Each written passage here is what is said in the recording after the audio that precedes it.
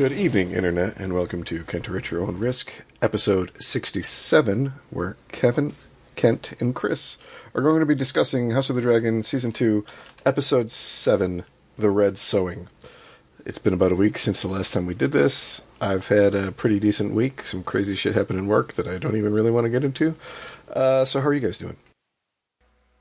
I'm doing pretty good. It's been kind of weird, House of the Dragon wise. I was watching it live, and early on, Kent texted me and said that he wanted me to text him immediately, and I thought it was for one of the scenes early on in the season because we've been talking about it in our group messenger. But yeah, so it turned out someone from Kent's graduating class passed away that we heard, and so it was weird because I stopped it really quick because I thought the way Kent said it was either my files weren't on the on our podcast Google Drive, or that like I had my I didn't have the mute on for like an hour and a half with like dogs barking and all of that too, so I wasn't sure what it was about. So I was a little bit distracted,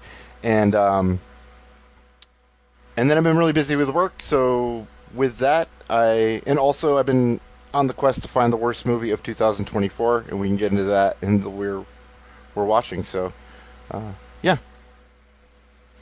And for me, I mean, this is all right. I've probably mentioned this before, but my graduating class legit feels cursed because out of like under 70 people that graduated, we graduated in 1998.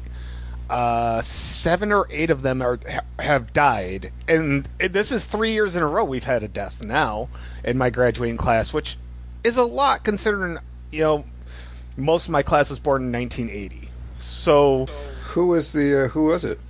it was a guy named Sam James. Okay, I didn't know him, but Yeah. shit, I'm sorry, Kent.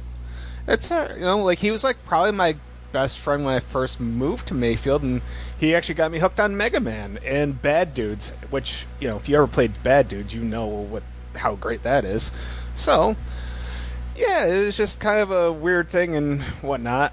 And aside from that, I do have a story, but it's a story just for you guys that I'm going to tell after the podcast. I apologize to anybody listening, but it is not suitable for the podcast. But I do have a story for you guys. So It's a Sam James story? No. It's about how my weekend went. I'm more comfortable talking about it off air.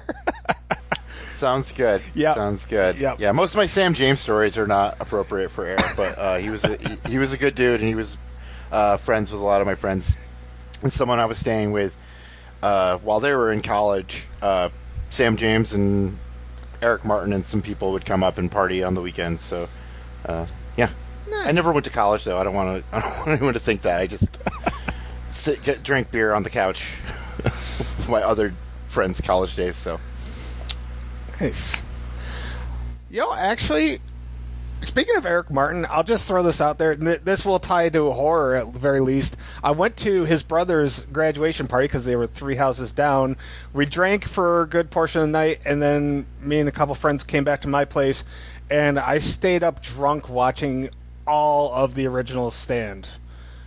It was a really long night, but it was a good night, with Jeff Martin and Eric Martin? Yeah, because Jeff was 1 year older than Eric. Oh, cool. Yep. So, all right. Now we got all of our local news out of the way. We can start with the show, which we have one more episode after this. The season is flying by. This episode, yeah. The episode was called "The Red Sowing." Thanks to Chris for helping me understand this name. We start off with Cyrax and Sea Smoke kind of on a beach growling at each other. Rhaenyra confronts Adam of Hull, and Adam he doesn't want none of that shit. he doesn't want any of that smoke, so to speak. He just wants to serve Rhaenyra, and she's kind of like coming at him very accusatory and unsure, and, can't blame her. But anyways, he explains the whole situation, and he tells her that he does tell her that his father is nobody important, which I guess I'll start right off with that question. Why would he say that his father was nobody important? Does he just not want to give up Corlys as... I feel like every guy in fucking Westeros, it like, has bastards. So, like, why would... I don't know. Why wouldn't he tell her that? Chris? Because he's not supposed to know. Like, Corlys has never acknowledged them, so all they have is the word of their mother for who their dad actually is. That makes sense. Okay. Because it feels like Alan knows, but... Oh, for sure. But I mean, look at like what happens every time Corlys goes to Alan, and it seems like he's going to say something, and then he's like, "Good job." Closes his mouth and just walks away. I love Corlys. So like what it boils down to is like maybe slightly easier now that Rhaenys is dead. But if they were like, yeah, Corlys is our dad, and he's like, no, they're not. Fucking kill these douchebags. That's not a good spot to be. That makes sense. I have a different answer, but that actually sounds very smart. I thought that it was like Adam and Corlys knew, and I thought it was kind of general knowledge, but I would just think that because he's not important to his dad, that it's just like, well, he's no one important, because, I mean, he isn't in his life if he is his father. That makes sense. Both make a lot of sense. Yeah, that makes sense. I mean, I'm pretty sure they know, but it's one thing to to know. I get what and you're it's saying. Another thing to be certain. I mean, it doesn't seem like there's a ton of black dudes working on the docks there, so it kind of goes hand in hand. It just feels right. Just a shadow of doubt because he doesn't have the. Hey, he's got black hair though. He doesn't have the white hair. Correct. Yeah. Now, do we know for a fact that Adam and Alan have the same mom? Okay. Yeah. Just curious about that. So, interesting. I mean, it would be hard. It would be hard to be brothers if you don't.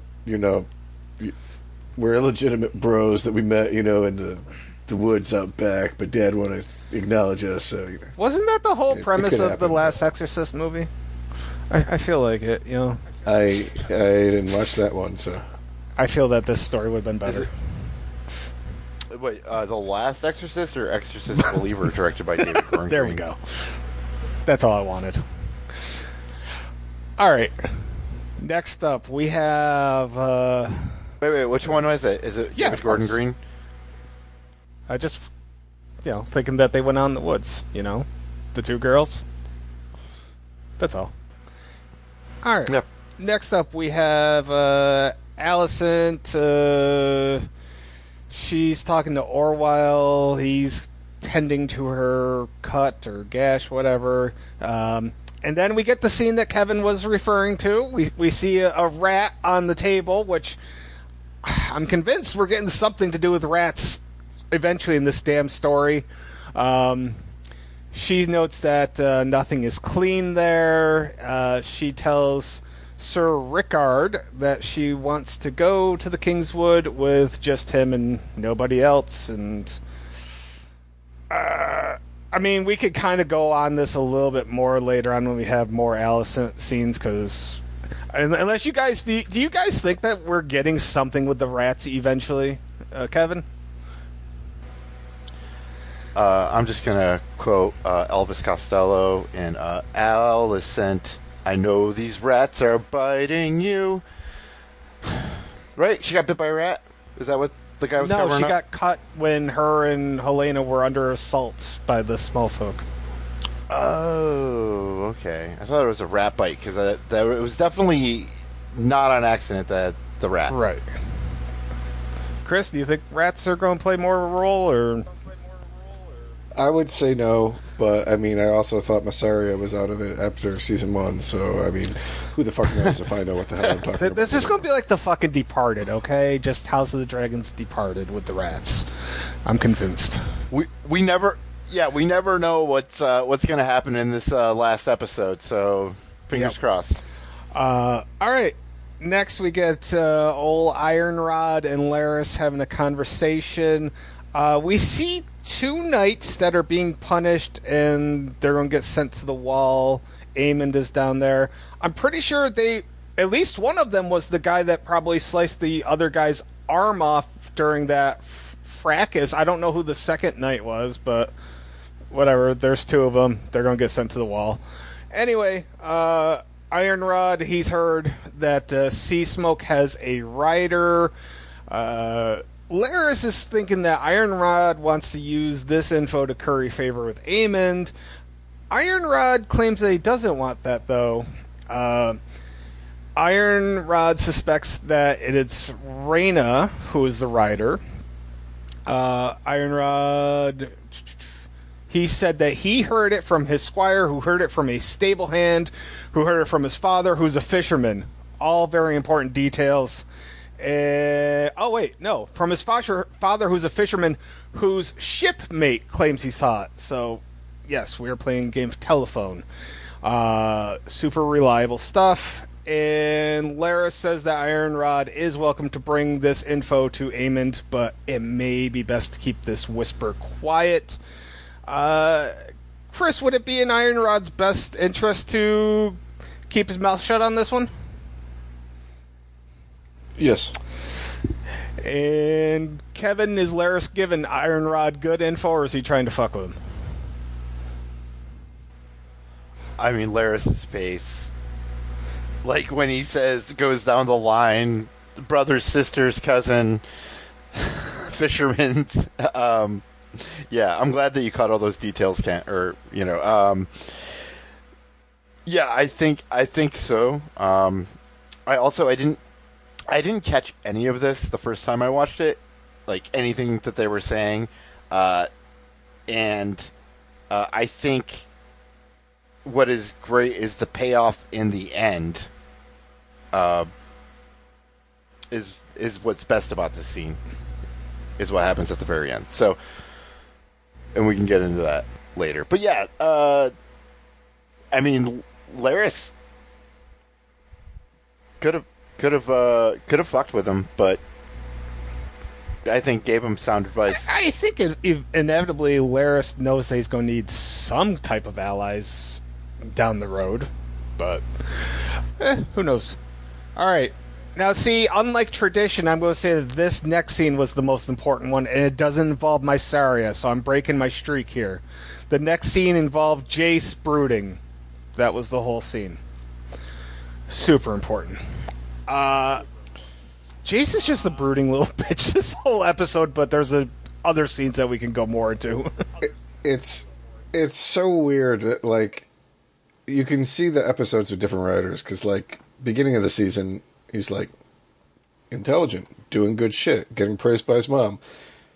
At next episode, he's starting to turn into a little bitch. 2 episodes later, he's really being a fucking little bitch. So, I mean, yeah. But in between, he's like, oh, let's have a good idea and go recruit other targets. It's like a pendulum just going fucking back and forth. Or it's like balls of fury, and he's Mr. Cricket getting crushed between, the ping pong ball going back and forth across the table. Yeah, the writing is very inconsistent, and I think Jace's character is the most affected by this. I mean, clearly they're mostly consistent with Harrenhal, but, Jace, he's just getting the bad end of this. Next, we have the Black Council meeting. Corlys asks who the rider is. They tell him it's a lowborn under his employ. Sir Bartimos, he's back. He says that lowborns can't go around doing that. And that's that whole scene. Next, we actually have a scene with a little bit more substance. Mysaria talks to Rhaenyra about Adam. Mysaria makes sure that Rhaenyra trusts him. Rhaenyra is hell-bent on finding more direct bloodlines. Mysaria suggests that instead of looking in the books, she'd be better off looking under sheets and in whorehouses. And Mysaria suggests that lowborn may be more likely to serve her, especially compared to like the pureblood brothers, like her pureblood brothers, Aemond and Aegon. See how they turned out. Mysaria says that the order of things have changed and they should embrace the change. And Rhaenyra talks about the insults of having bastard children. So, fuck it. Let's raise an army of bastards and... Cool. Are we ever going to get like a Battle of the Bastards Part 2? I mean, it seems we're getting a lot of bastards here. Kevin, did you get anything really out of this? Oh yeah, I really like this scene. This was another one that I didn't quite catch everything through, and yeah, I mean I loved it. I don't know, just what she's saying and the absurdity of it, and then have it be put so plainly back to her through Mysaria. Yeah, I think there's a lot of great scenes in this, and this was a really good one. I think a lot of these scenes aren't really even feel like filler. They're great kind of standalone, maybe not standalone scenes, but they're all pretty great, and I'm hoping at least something. This is unusual in the fact that I think a lot of the scenes early in the episode kind of get paid off later on in the episode. Yeah. I don't know, look back at like Game of Thrones, it was like, let's just have one giant scene of 10 minutes between this group of characters, and then we don't go back to them the rest of the episode. This is kind of cutting back and forth, which I kind of like how they do that. Chris, anything extra you want to throw on here? Well, I just wanted to point out that the previous scene was kept off by Jace asking, "Where is the queen?" Oh, Jace. I want. God, I want to add that Jace sucks. Like I do. I think he sucks, and he's the exact kind of character that will live forever. While Aegon, who rules, is like holding on for his dear life. I can see Jace being the type of guy that like gets pissed off because his mom likes Mysaria more, and he just goes off and kills Mysaria. I don't know. I could see them doing something of that nature. No, he wouldn't kill her. He would just fucking whine about it. He would. Like, he's a bigger... Like, he is definitely not the man in his relationship. Bela's definitely the man in that relationship, I feel, at this point. Alright. Next, we have a quick scene between Adam and Corlys. Adam asked for leave as a shipwright because, hey, I'm a dragon rider now. And Corlys is like, yep, sure are. And possibly the funniest scene of this whole thing was Corlys like looking like he wants to say something, and then awkward pause, awkward silence, and then he just says, well done, and walks away. And I don't know. I actually rewound this scene because I thought it was funny. And Chris, you kind of brought this up earlier. Like, Corlys he's just not gonna say anything more to Adam, right? No, not at least not now. Like, I mean, this is as good as we're going to get between Corlys and Adam. It feels. I mean, definitely this season. Yeah. And is this before the scene with the council? This was after that scene. Oh, okay. So, next we have a really long fucking scene at Harrenhal. So, we got Oscar Tully, the new Lord Paramount. He's there with the River Lords. Dame wants to meet with Oscar. Oscar has no issues really like standing up for himself against Daemon, which it was nice to have somebody that could do a little bit more back and forth with Daemon verbally. Let's see. Oscar says that House Tully swore loyalty to Viserys, and therefore they respect and acknowledge his choice to name Rhaenyra as the heir. Oscar tells Daemon that all the River Lords hate Daemon. Daemon needs their swords, but not their love. Then Simon interjects himself, and he gets those two to come out to speak with the River Lords. Let's see. Daemon, make sure that they all understand, hey, you guys all follow tradition, so tradition states, you gotta back me because of the pledges. Lord Piper, not Rowdy Roddy, is unhappy with Oscar pledging to Rhaenyra. Willem Bracken, or Blackwood, whatever. Yeah, Blackwood. He talks about how he's cool because he brought in the traitorous Amos Bracken. Piper says that Willem is just as bad. Then, I don't know. Oscar kind of goes back at Daemon for dishonoring himself. He makes sure to keep calling Daemon a prince and not a king, which was pretty funny. Let's see. Daemon, he says that he's been a bit too enthusiastic. Finally find out that the woman that we saw last week, her name is Lady Malister. She says that justice needs to be done. Willem says that justice has been done. Lays down his sword to Oscar. Oscar accepts Willem as a vassal, but then, Willem has to answer for crime, so... Willem's pleading, saying that he did, what Daemon asked, but, no. Daemon just fucking cuts his head off, and he dispenses justice. Simon with the good quip of, oh dear, and Daemon, he goes back inside, finds Black Phillip, finds Viserys in another room. Daemon asks what this is, and Viserys holds the crown and says that he never wanted it and that it crushes whoever wears it. Viserys asks Daemon if he still really wants it, and that's the end of a really, really, really long scene. So, Chris, how did you enjoy that? We finally had a character that kind of stood up to Daemon in a different way in Oscar. Yeah, I fucking love this. It was a good scene, and I snorted out laughter a couple of times because it's like he's like Lord Daemon needs to go and perform the execution himself. And I'm like, that's not gonna be a problem for Daemon. He just walks up, cuts the dude's head off. Oh man, and then the oh dear from Simon. I mean, it was a good scene, and the unintentional humor really made me enjoy it as well.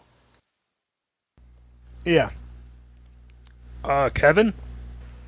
Oh, the acting between not only the kid, but like that scene, that whole scene where they're outside is all the acting is at like 11. Everyone's just doing awesome. And it's all pretty much led by that kid, Oscar?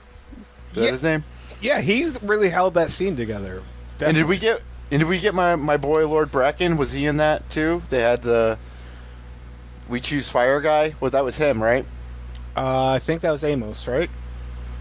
I think so. Yeah. Oh, yeah, Amos. Right? I forgot. We got a first name for him. Yeah, and then, man, when they're like, for a second, when I watched it the second time, I was like, holy shit, is he going to cut off his head with the guy's own sword? Yeah. Oh my god. I thought the same thing. It was just like, oh, all I got to do is cut off this dude's head for an army.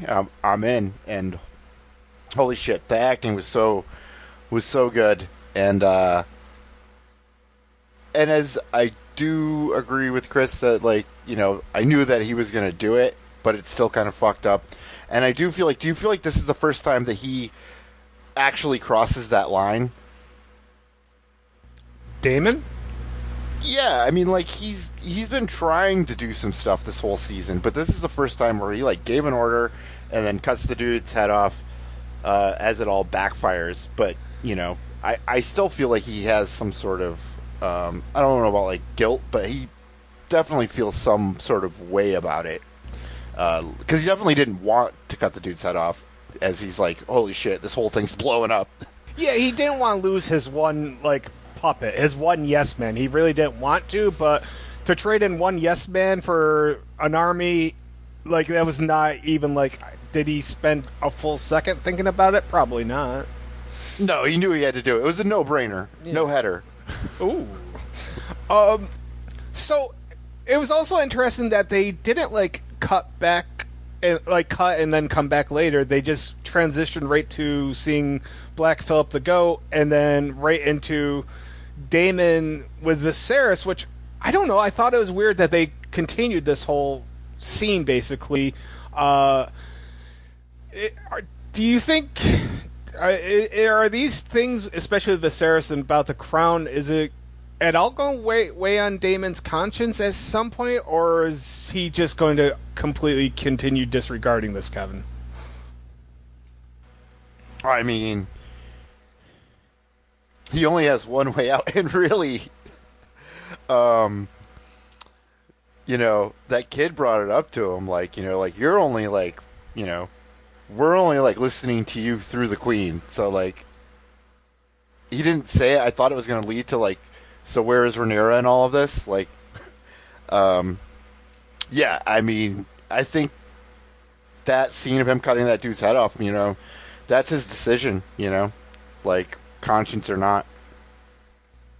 Chris, do you think the dreams are really affecting Daemon in a way that he may decide that this isn't worth it, or no?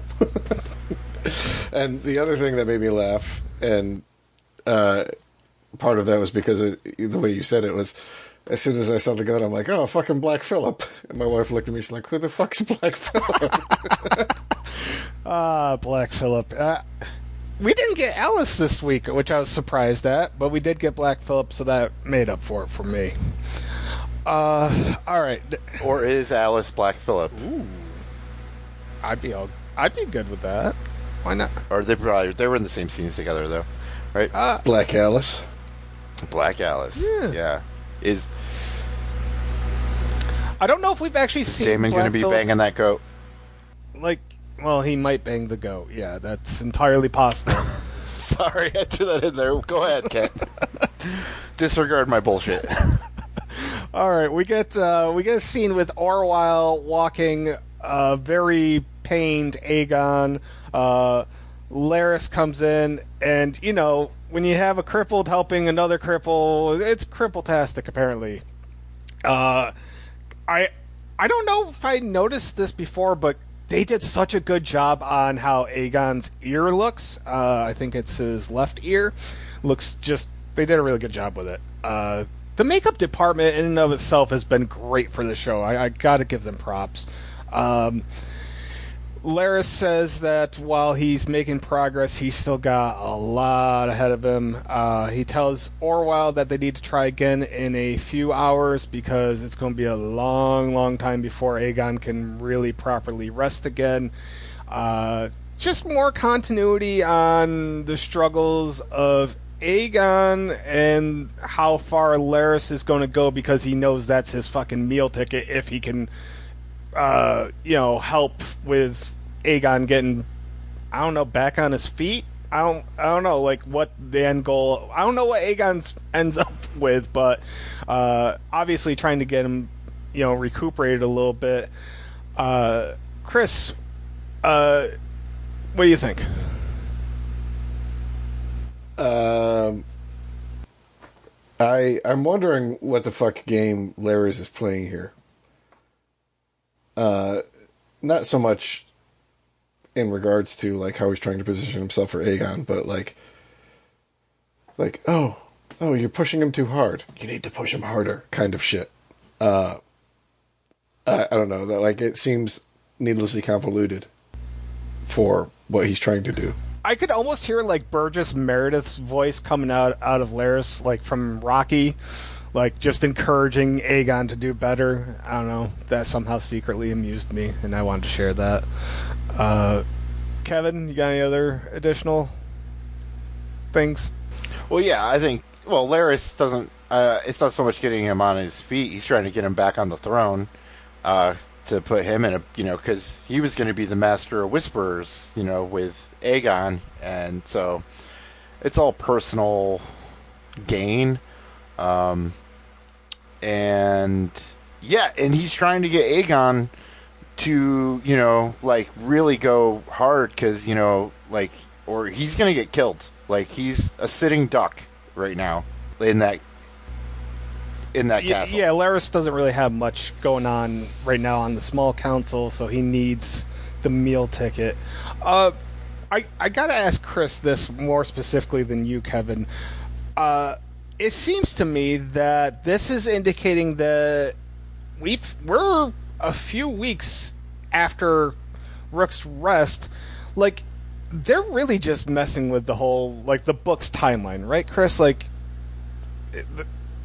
yeah, it feels like it. It really feels like I have no...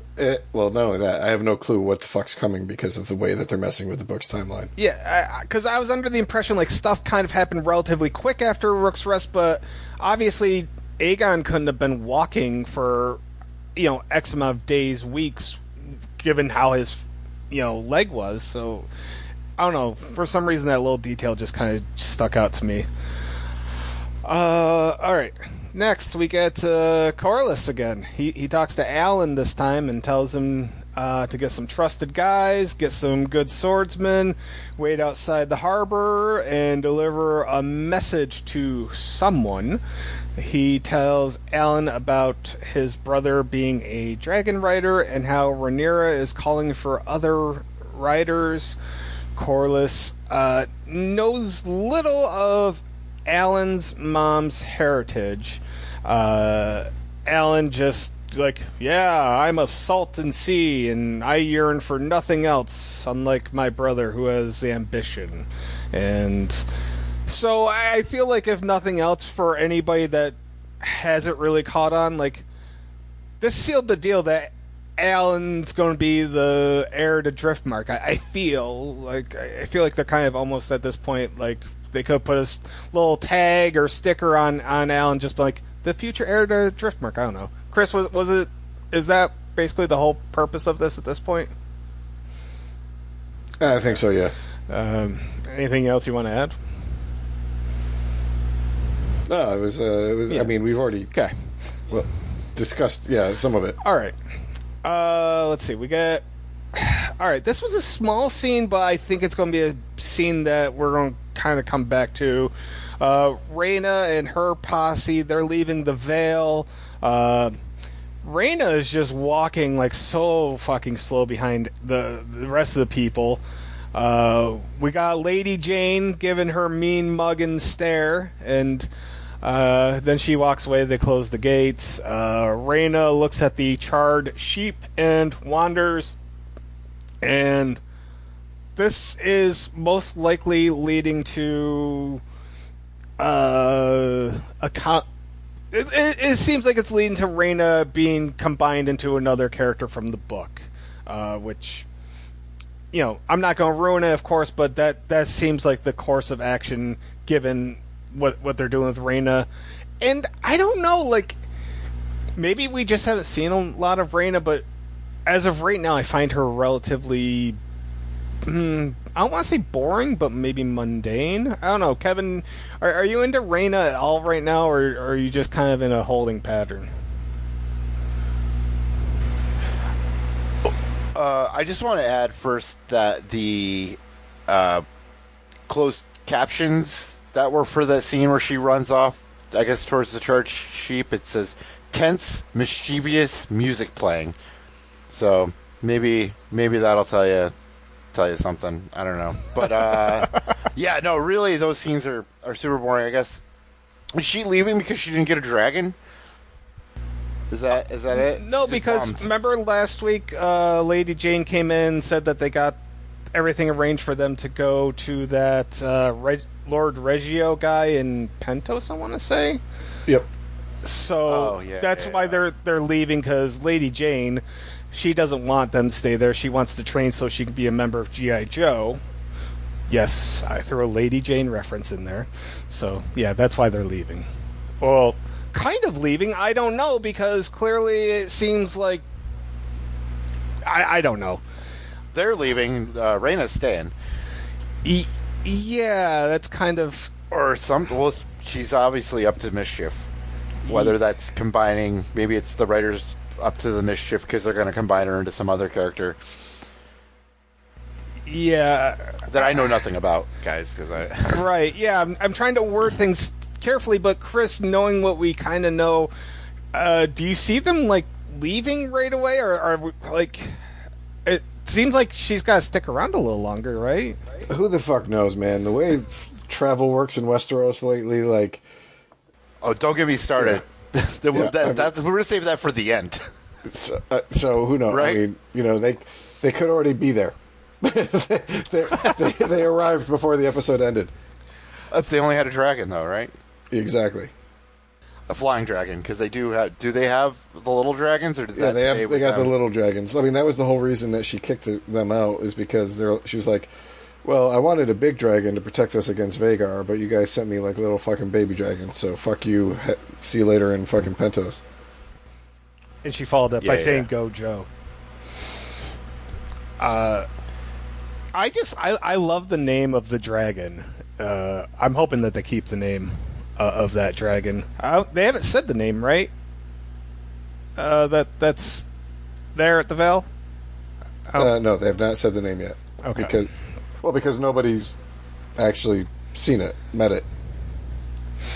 Yeah. I have a question about dragons. Not this one specifically. What was it? Sunfire was Aegon's dragon. Did that dragon die, or is it just like recuperating? No, it's fucking dead.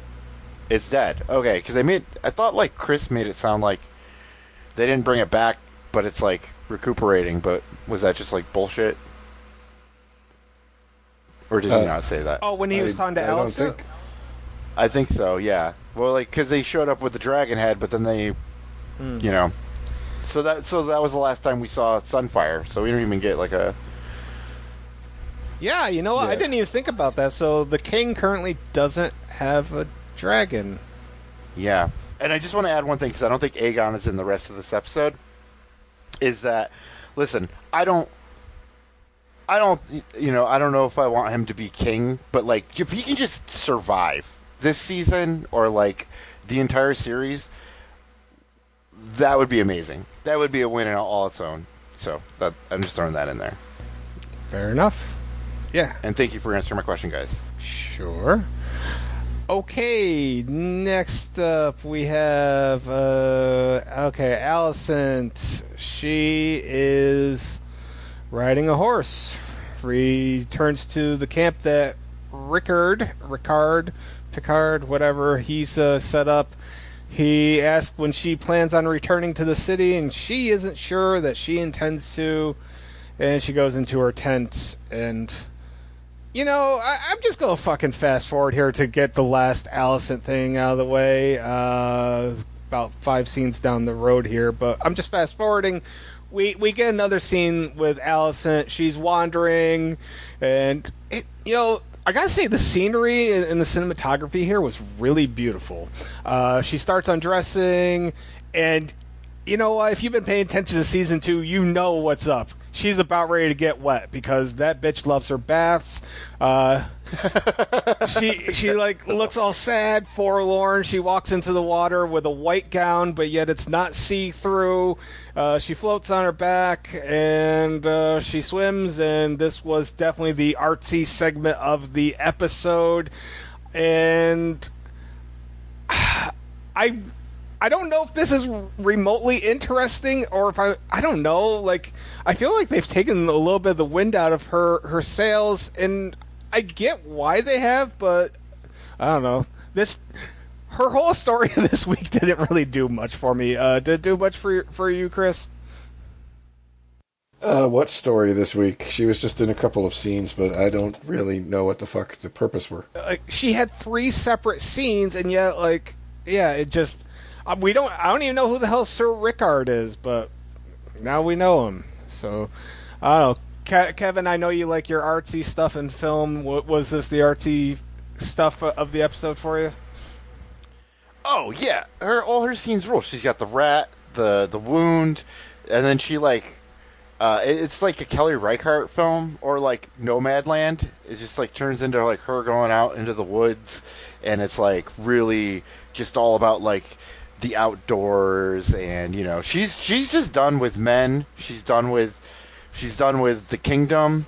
It's dirty. She's like cleansing herself. Yeah, it's super art house. I loved it. But yeah, like that. If you've ever seen like a Kelly Reichardt film or Nomadland, it's very slow. It feels really boring, and then you go back to it the next time.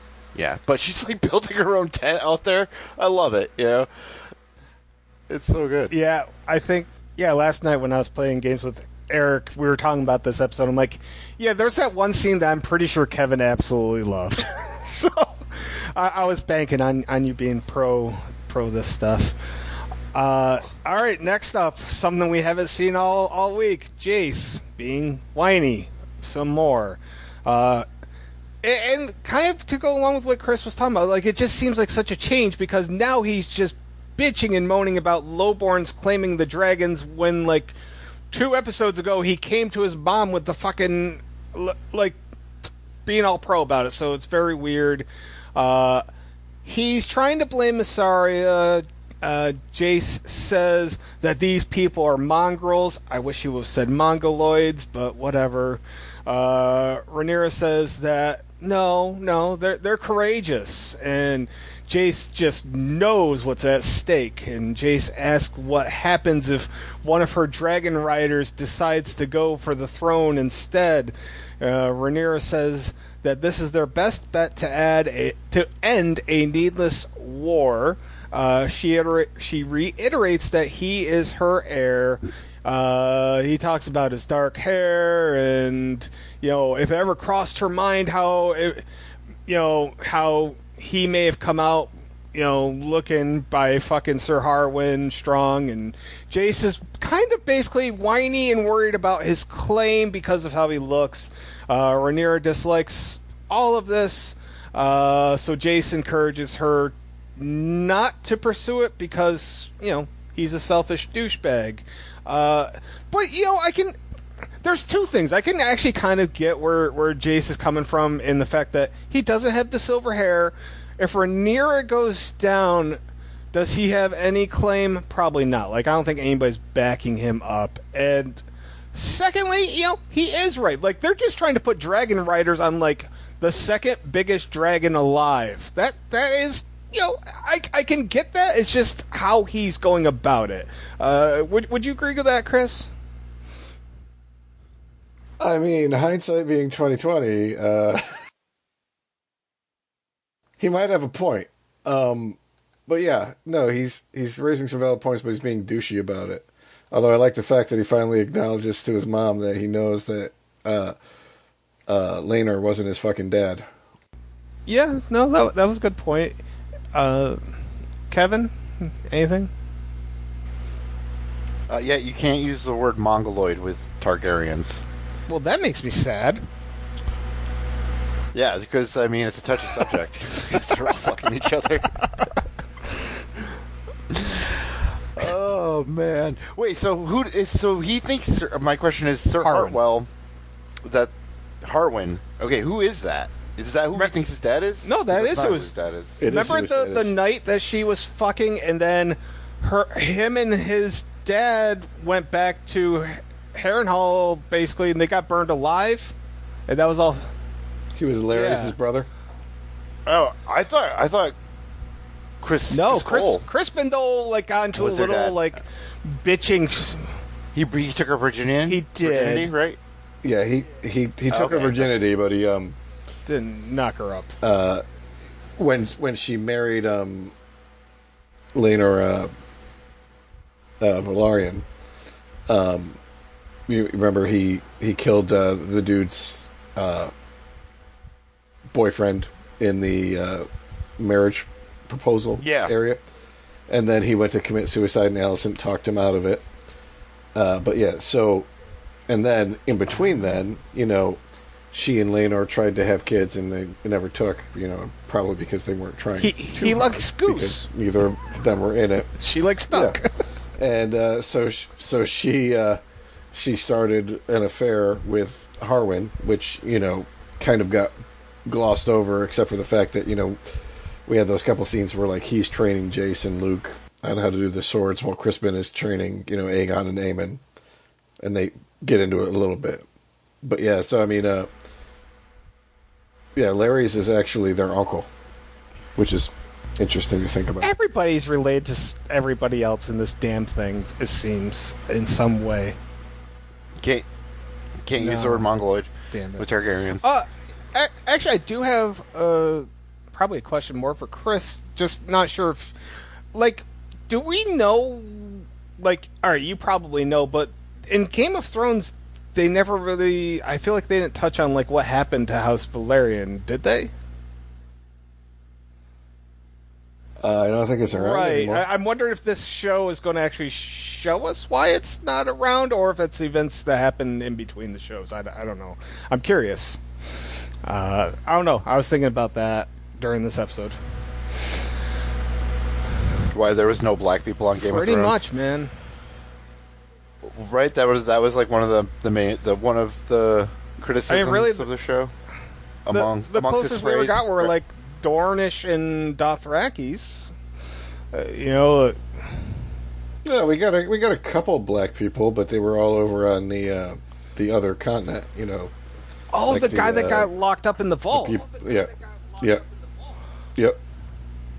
Yeah, but I think I just heard that was like one of the things was that there was all of these different cultures, but there was not Grey Worm as many for sure. Yeah, as many white English guys. So, but I love it on the plus side either way. So, but I mean, it's like you're talking about Europe, and then you're getting upset that like everybody's Caucasian. I mean, and honestly, it's still better than them having like the vast majority of the wall being made up of black people, because that would have been even way worse.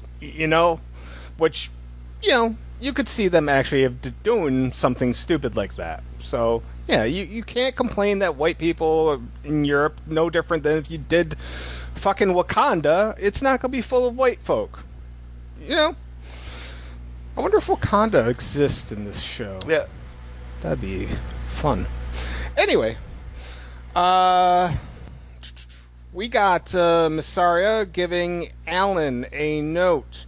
Alan gives it to a guy who takes it to a boat, who then finds another guy who delivers the note to Elinda, and Elinda starts spreading word to a bunch of silver-haired folk and some guards, spreading the word that Rhaenyra's looking for dragon riders, and I think this was all we got of Elinda this week, but I was happy just to see her. I don't really think there's much to comment on here. The next scene, we're at the tavern. We got, I don't know how to pronounce his name. I don't know if he's a black dude or not, but Muja? He's talking to Ulf and Clay about Rhaenyra looking for riders. Ulf is kind of like, I don't know, dismissive. And he's like, but I got this knee injury. It's really nagging. And his buddies are just like trying to like hype Ulf up.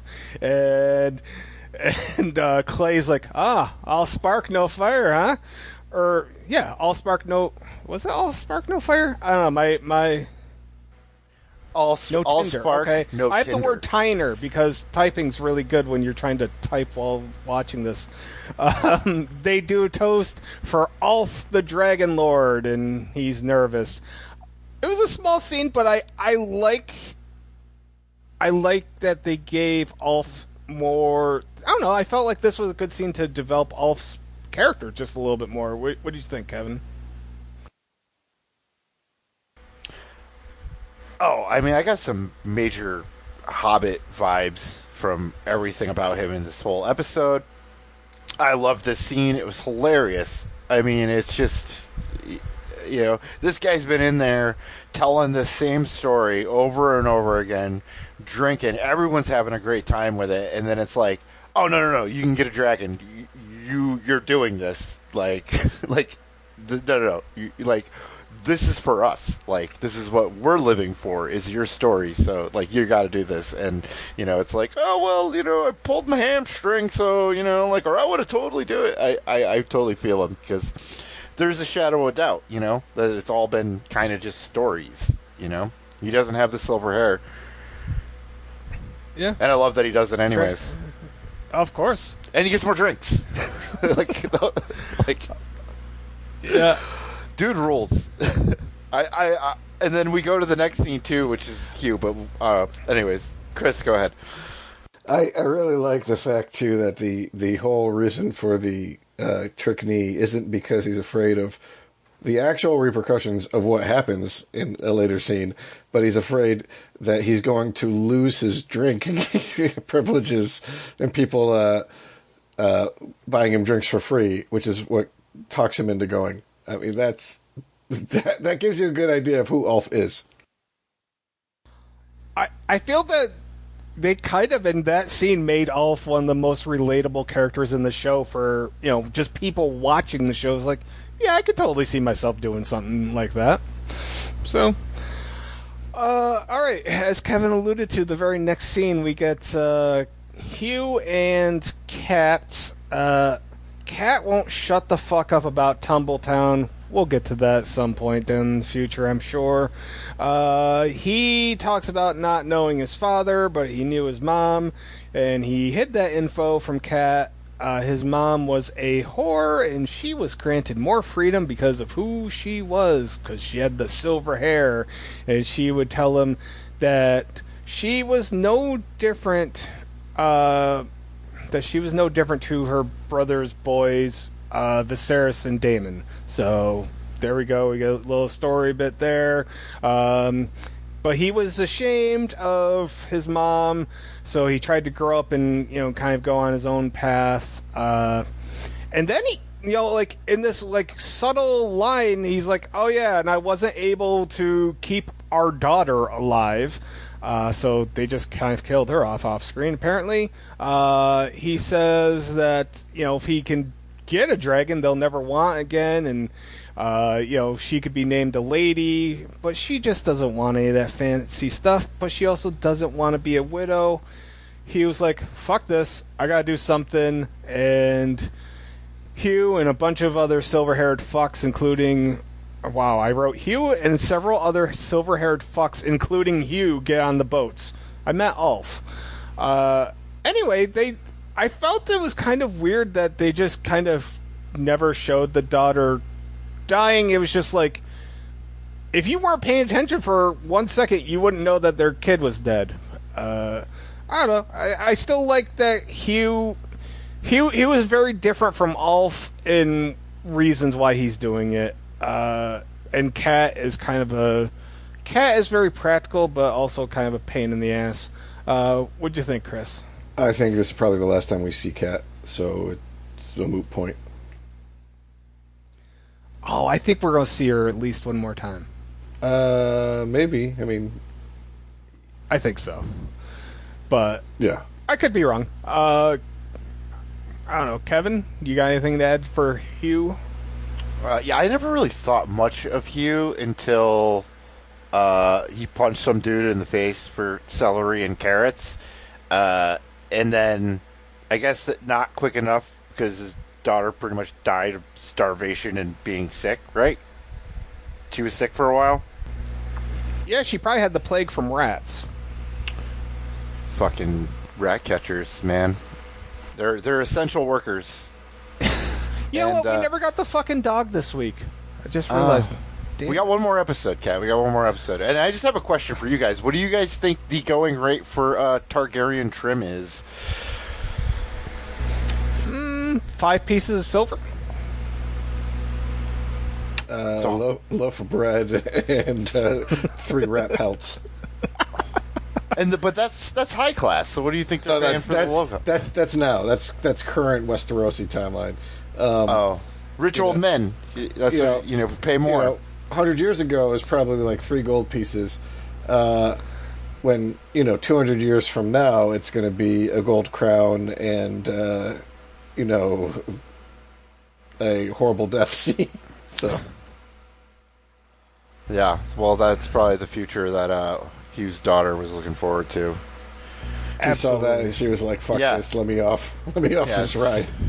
She should have lived so she could become a prostitute and actually feed herself and not need her dad. And I mean, I would have just been happy if they would have given that girl a name. Like, we never get a name for that girl. So well, I guess, yeah. She will just be known as Hugh's daughter. Yeah. Cinnamon sticks. All right.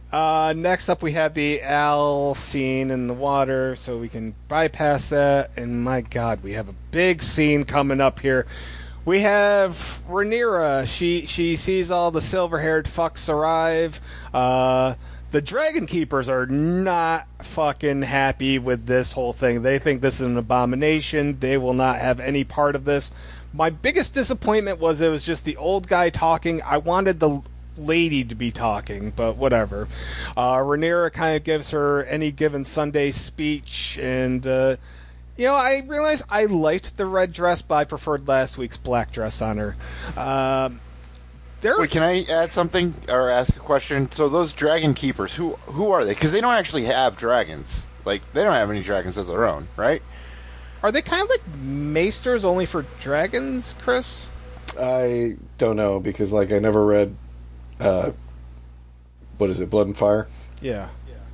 So, they were never in Game of Thrones. So this is either something wholly created or it's just, they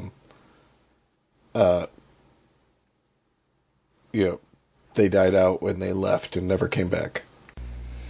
Yeah, so it's basically like you guys don't. All right, you guys are against it, but you don't have any dragons, so like fuck you. And then the any given Sunday speech. So yeah, well, I love that. I mean, I feel like they probably help with training and feeding the maybe not feeding the dragons, but they definitely care for them and keep like the tradition of training them alive. It seemed like, and they were the keeper of the eggs because we saw that in season 1 with the eggs. So, remember that? Yeah. So, all right. I noticed that there was a couple of attractive women in this group. Like, not that we'll ever see them again, but, we saw some attractive women finally, which was nice. All right.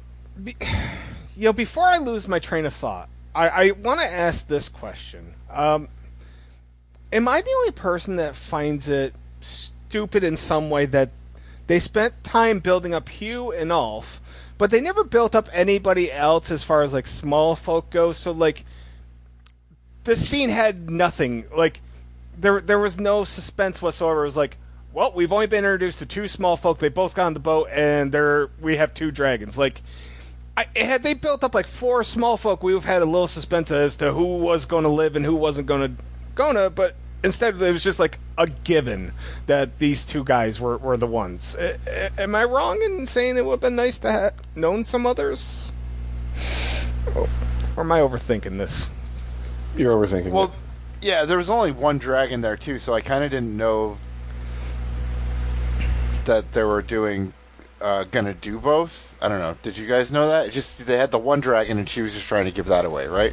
Yeah, that's... No, they were trying to give both of them away, but they were starting with Vermithor. Right. Yeah, that's what I meant. Yeah, because she brought it up last episode before Adam got what is it? Sea Wing, Sea Smoke. Sea Smoke. Yeah, I know that. Yeah, I know that she was going to give it to someone. Like, we have 3, and if those 3 can get riders, then we can match Vhagar.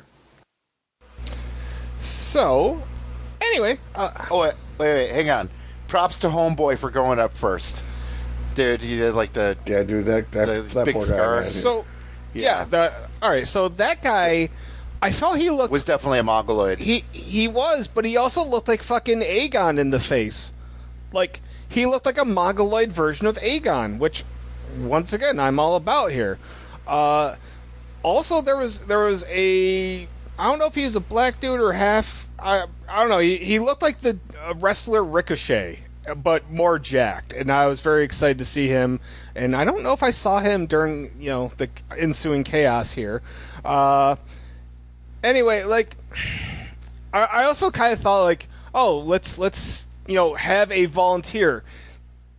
Okay, so you're asking for a volunteer But you know that if the dragon doesn't accept it, the dragon's just going to fucking go apeshit on everyone anyways. Like, you don't bring the rest of the group behind a curtain or anything for safety. No, you just keep everybody, but you're like, hey, we need a volunteer. Seemed kind of dumb to me. Whatever.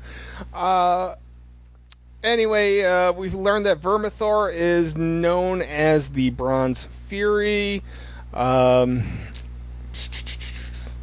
Rhaenyra, she calls for Vermithor, eventually calms down. Rhaenyra and her crew, they go up to the safety of a balcony, and all the silver-haired fucks and others are just chilling out down there. Carnage happens. Basically, Ulf, he gets sent, like, flying off to the side. There's, like, a tree, and he kind of lands on some branches. The dragon is just at an all-you-can-eat buffet and having a good time. Rhaenyra's like, well, this idea fucking sucks. Ulf does the smart thing.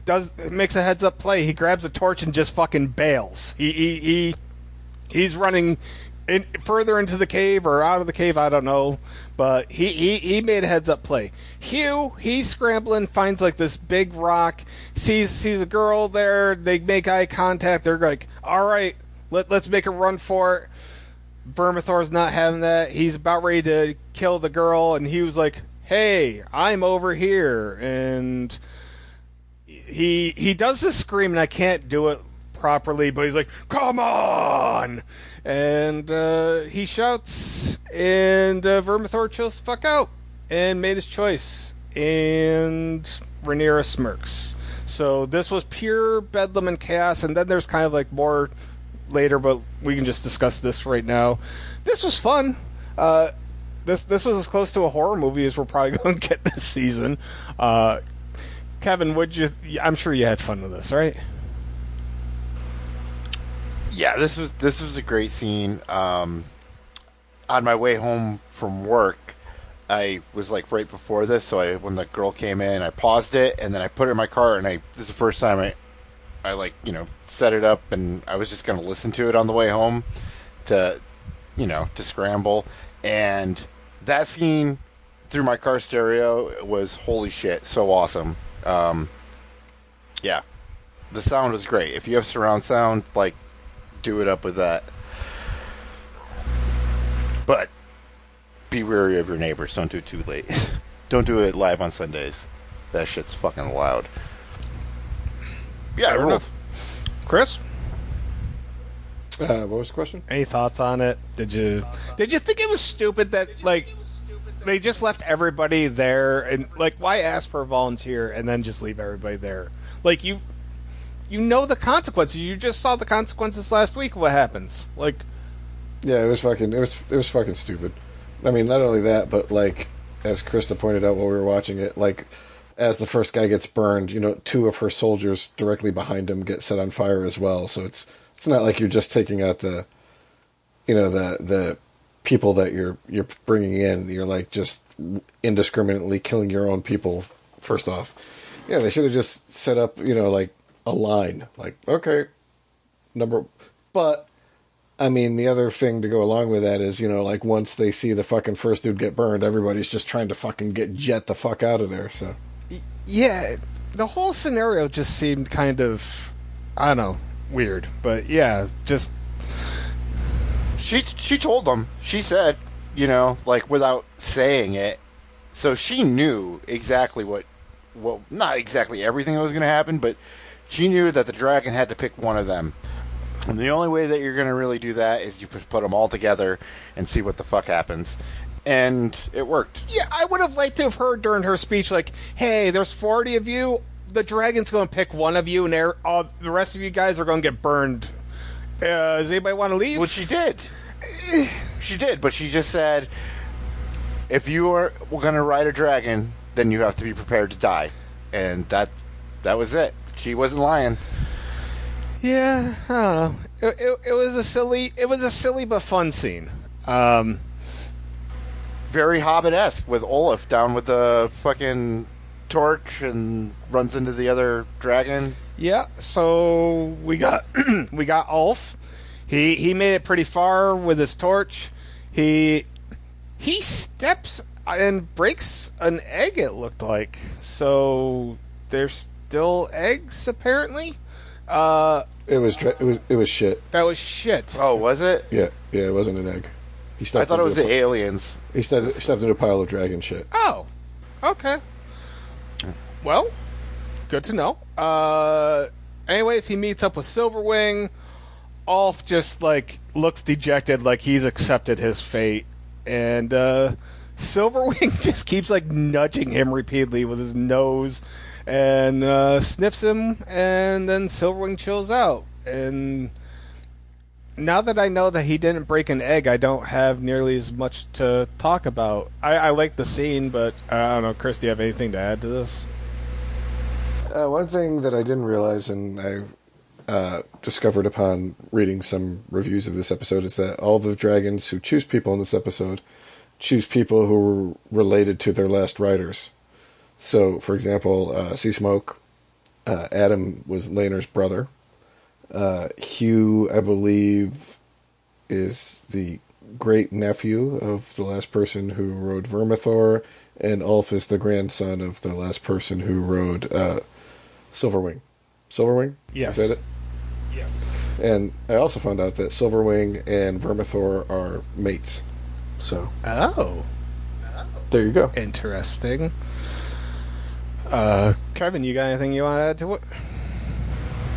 Oh, I feel like the consistency of dragon shit is also dragon eggs, kind of. It's like it got like a hard shell to it, right? That's what I thought. That's why I thought it was an egg. Yeah. Like, I guess you're still just shitting them out, right? Yeah. All right. We got one last scene here. We got the Green Council. They're having a meeting.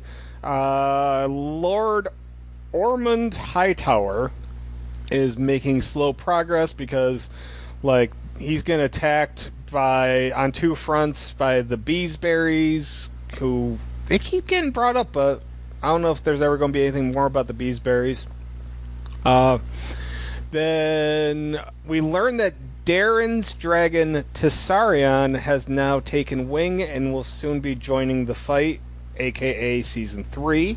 Then there's like a lot of fucking chaos going outside. You hear somebody like yelling dragon, and like Aemon just tunes Ironrod and Laris the fuck out.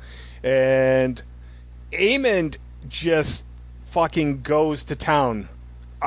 He runs down, he gets on a horse, rides to Vhagar, and I like this. I like the fact that we're seeing Aemon, I don't know, doing, protecting his shit, so to speak. He sees Silverwing heading back to Dragonstone.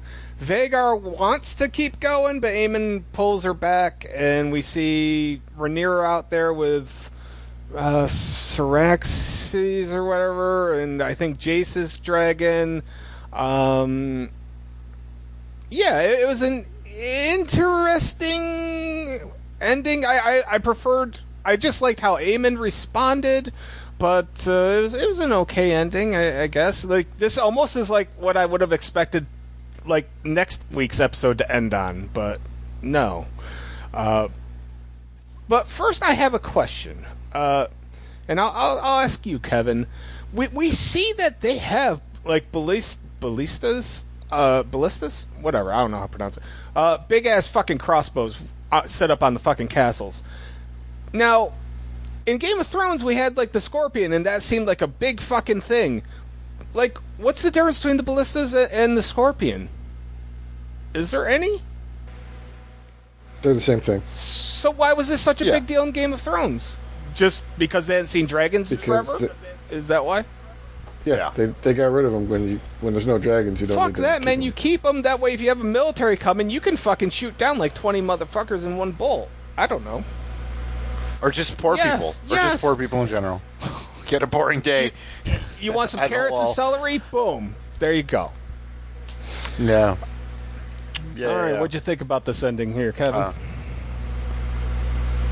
Okay, so I love I didn't catch it the first time because I didn't see that scene between Lyris and Ironrod. It's hilarious because he tells them that information that Ironrod had in the beginning was pretty like unverifiable in any sense of the word, and then it ends with there's a dragon and there's someone riding it, and it's just funny because they probably assume that it's the same thing it's the same one, but it's actually a different dragon rider, which is Olaf. So for that part, I thought there was a great payoff to that scene, and a little bit more there underneath. And then essentially the thing about the ending was that you guys got in my head about transporting to like getting on a dragon and just transporting. So they were in like the Red Keep, right? Yeah. And then how far is... Have I asked this every time? How far is the Red Keep from... Dragonstone? Yeah. Is it... Because it seemed in Game of Thrones so this is like the actual like accurate travel, because Game of Dragonstone's only like 2 hours from King's Landing. Oh, they went the roundabout way because they had to go to... So I mean, yeah, by Dragonflight, Winterfell? Yeah. Well, no, this time it's accurate. Game of Thrones, traveling from Dragonstone to the Red Keep would take like long enough for them to get ambushed by Euron. I don't fucking know how that happened, but yeah, but then they go from Dragonstone to Winterfell. Well, that's a whole other time travel thing. I mean, yeah. That's Well, that's what I'm saying. Did, so maybe that's why it felt like it took a lot longer, because I don't think they really necessarily we got a sure shot like that. Because we never really got, like, the only time I think we ever really got like Dragonstone to King's Landing was the time that Dany was flying with the fleet. Theon got kicked off the ship after Yara got captured, and the one dragon got shot by Euron. Like, I think that's literally the only time they were doing that trip. Otherwise, it was always Dragonstone to somewhere else or King's Landing to somewhere else. Yeah. Oh, I guess it makes sense, because like you saw those boats out with all the food to Blackwater, within a day. Yep. It seemed like. But okay. All right, yeah, that was my question. Well, it threw me off, and I was kind of like, wait, it's right there? Like a 5-minute fly up? It was just like Olaf was... Yeah, I don't know. That they're just so close. Like, why aren't they already killing each other? It's funny. It's almost like a border dispute. Like, they're that close to each other via dragon. Yeah, then what the fuck is Rook's Rest? Why did everyone die there? If they it kind of minimizes Rook's Rest importance, but Rook's Rest was like the closest thing to the shore. Am I right, Chris? Dragonstone's an island. So Rook's Rest. Yeah, I know. Rook's Rest is on the shore. The Greens have no navy, and they've been blockaded off, so they can't get to the island by sea. All they have is Vhagar and their land army. So they had to take Rook's Rest to be able to get to Dragonstone. Okay. I really need to invest in a map. Well, I mean, the problem is, like, all the Game of Thrones maps, like, very few of them would have had Rook's Rest on it, because it didn't fucking matter for, They did mention it once, though, in Game of Thrones. I just want to see Dragonstone and King's Landing. It must be there in the opening credits somehow, right? I mean, in Game of Thrones it would have been. Oh, yeah, Game of Thrones does that, yeah. All right. So, yeah. Okay. Chris, what did you think? Right? I mean, I think it's important in just the fact that this is the first time we actually see Vhagar have to flee something. And he also listened to Aemon this time, rather than, just doing his own thing. Yeah, good point. I look at like how it ended. I think like that would have been a good final shot for the season to like wrap up on. And now I'm going to compare whatever we get at the end of this next episode to how they ended this week, because I feel like they got to outdo it in some way, and I don't know how they're going to do it. So I don't know, just genuinely curious. Oh no, I like this episode, and it seems to be setting some stuff up. I will ask this: Will we see Otto next week, Chris? I don't know. I mean, we're going to see him again, but I don't know where it shows up, in comparison to this. And obviously, we don't get Darren until season 3. As far as he hasn't even been casted yet, right? Yeah. They already said straight up Darren's not going to be here till season 3.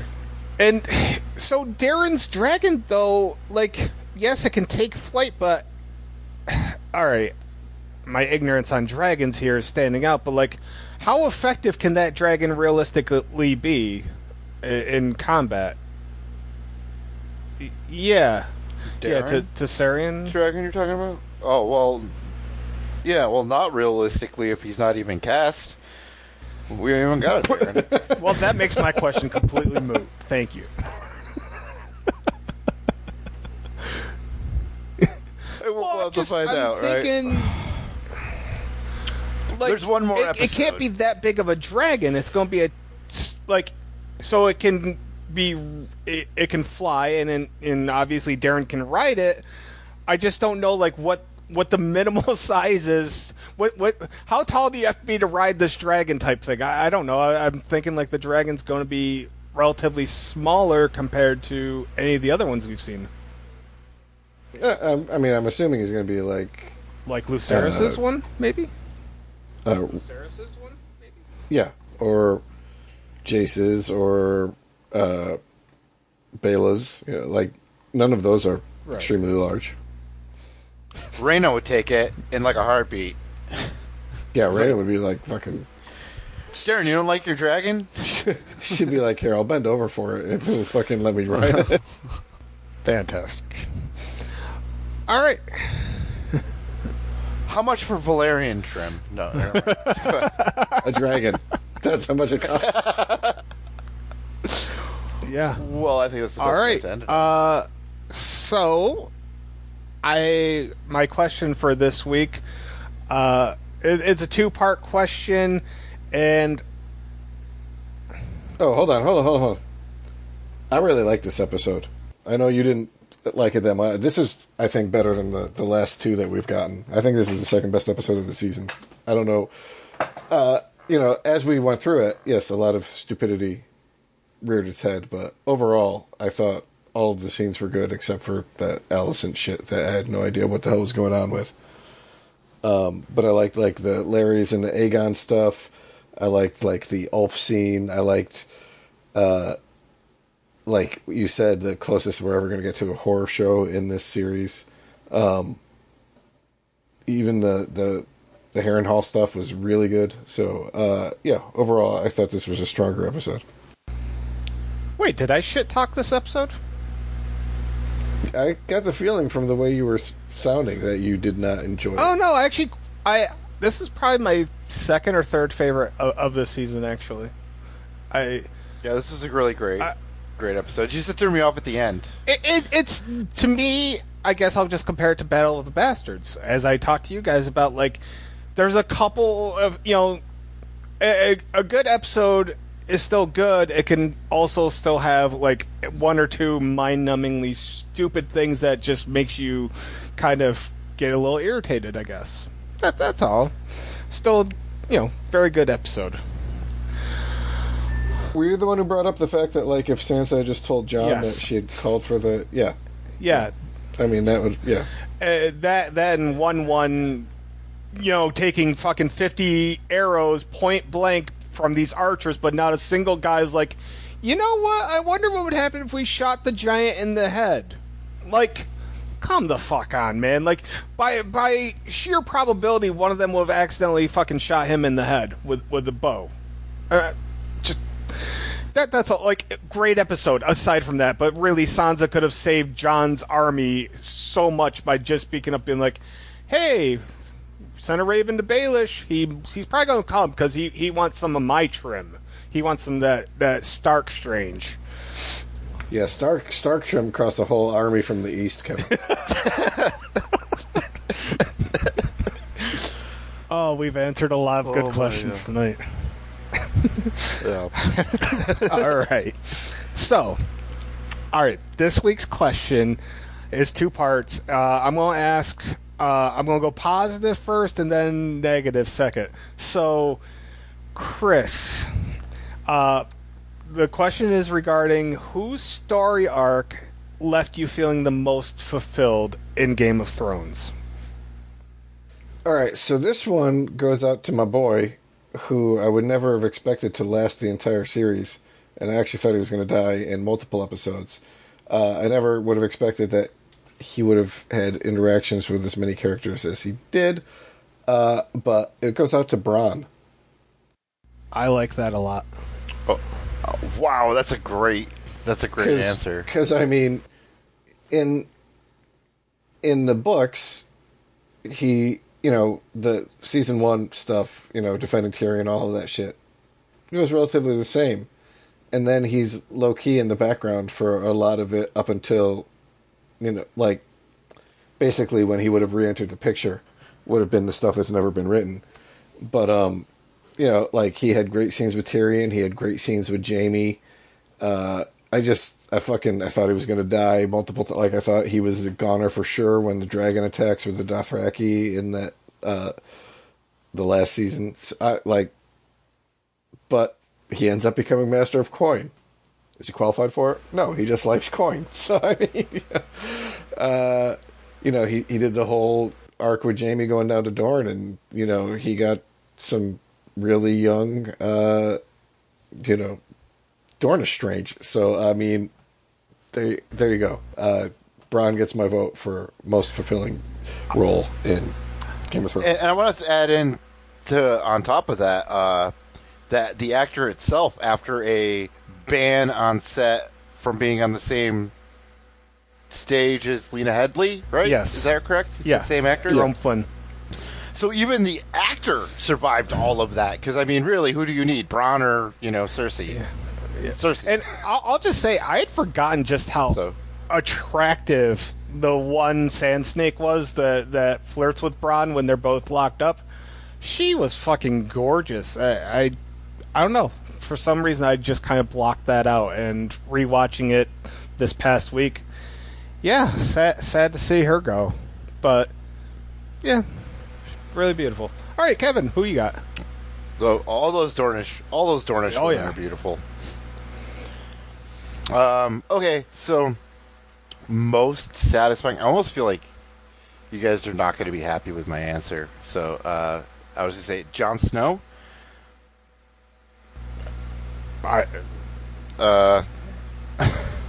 Okay, so I'll state your claim, damn it. Because I don't.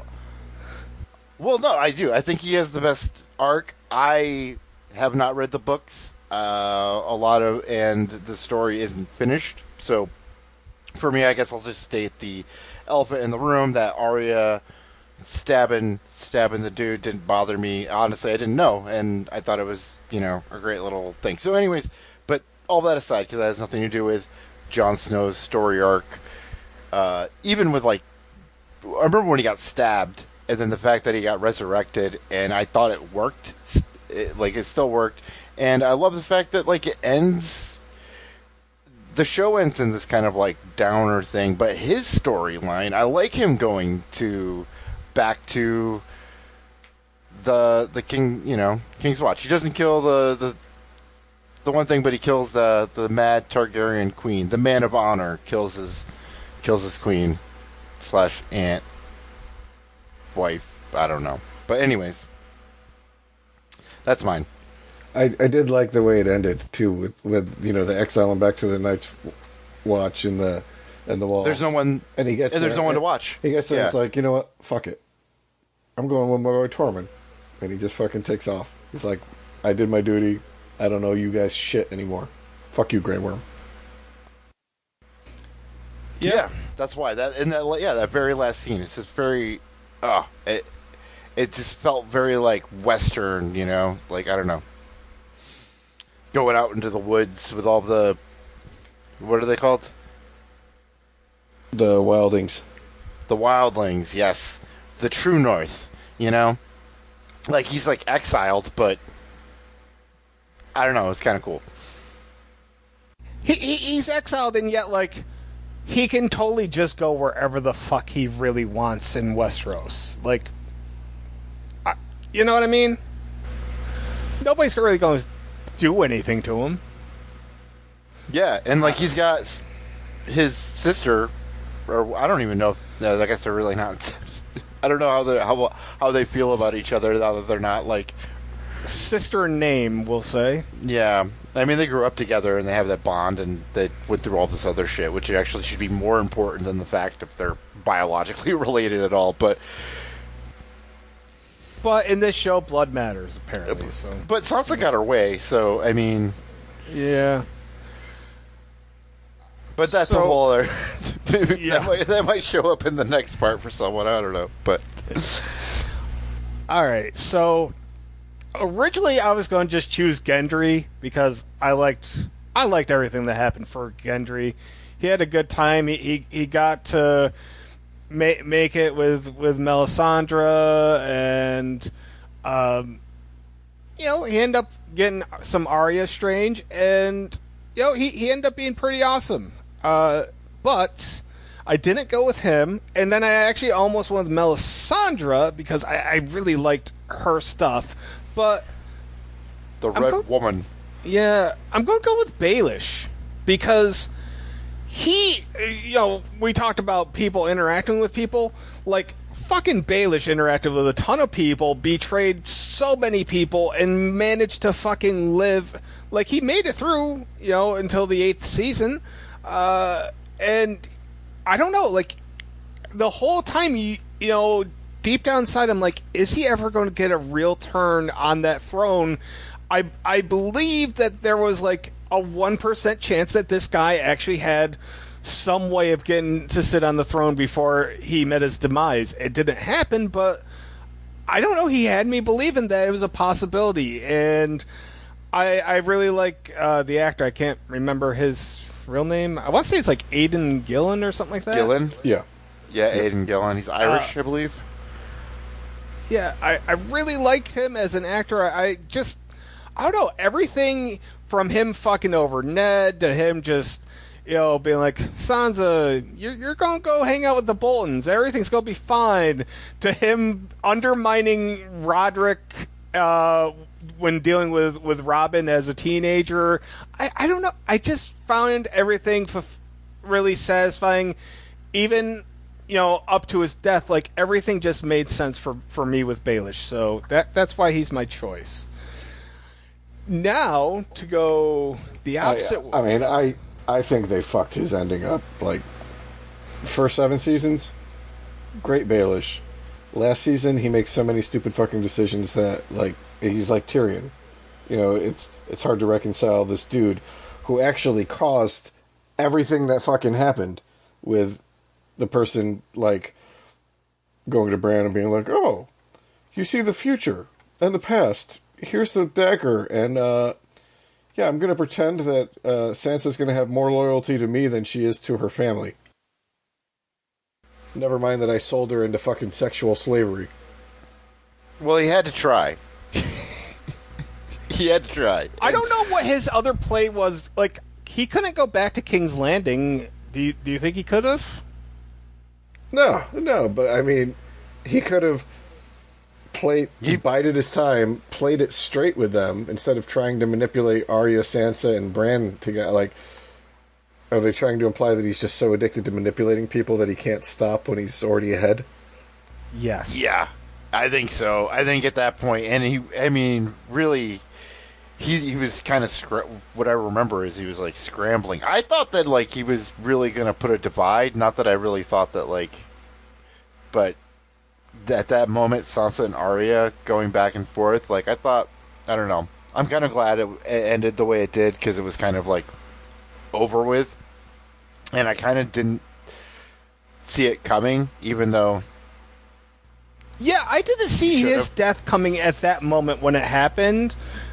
You knew he had to die, but yeah. he already should have died a lot earlier, too. I wanted to add that. So not only that, he brought out the best in Sansa. When Sansa was wearing the fucking black dress and kind of had a dark side to her, that was the best version of Sansa we got the whole damn series. So props to him for that. And he put a lot of eggs into that Sansa basket. Lots of them. I mean, he wanted to put a lot of eggs into that Sansa basket. He wanted to put more, and that was his demise. Yeah. As soon as she dyed her hair red, he was fucked, man. That's what happened. All right. So the flip side of this is, I want to know whose story arc you found least fulfilling or unfulfilled, so to speak. And Kevin, this time I'll start off with you. Goth face Sansa. No, I'm kidding. So I had to look this up. So no one really came to mind because I was like, who has like a disappointing... So what is the question again? How did you word it? The most disappointing... Most unfulfilled. Most unfulfilled. Left you feeling the most unfulfilled. Okay, so my answer is Salador San. Do you guys remember him? Oh, he was the dude in season 2 over in not the pirate. Yeah, dude, that guy ruled, and they did not do enough with him. I don't even really remember where he leaves off. It's after Blackwater. I think he's in it again after Blackwater, but right. Was he the guy that, like, they found, like, in the, I don't know, I want to say, like, the hot tub, like, the hot springs? Yeah. Okay. Yeah. Yeah, we don't see him. I don't have, like, a great, like, there's not enough of him. But, yeah, the hot tub scene, I really liked him. I instantly liked him. I thought the actor had a lot of charisma, and the character itself was great. And then, there's just so much stuff going on, and then you kind of, like, forget that he's not there, and I'd be like, whatever happened to that dude? And then when I'd rewatch it, I'd be like, dude, how much is this guy in? Because he's great at first, and then they feel like they use him less and less, but I don't know. So I felt that way with that Red Priestess in, like, season 5 in Marine. Like, she has, like, 2 or 3 episodes at most, and she's really good as an actress, and they do nothing. That Tyrion sees? Yes. Performed? Yeah, okay. Yeah. There was a lot. I liked her a lot, but it just seemed like they had no use for her beyond that. Anyway, Chris, who left you unfulfilled? All right, if it's a bald guy and it's not Varys, who do you think I'm picking, Kent? I'm just seeing if you can guess this. Professor X. I guess the first thing that came to my mind, I don't think he's bald. I was going to say Grey Worm. No. Okay. He's actually bald and he has horns.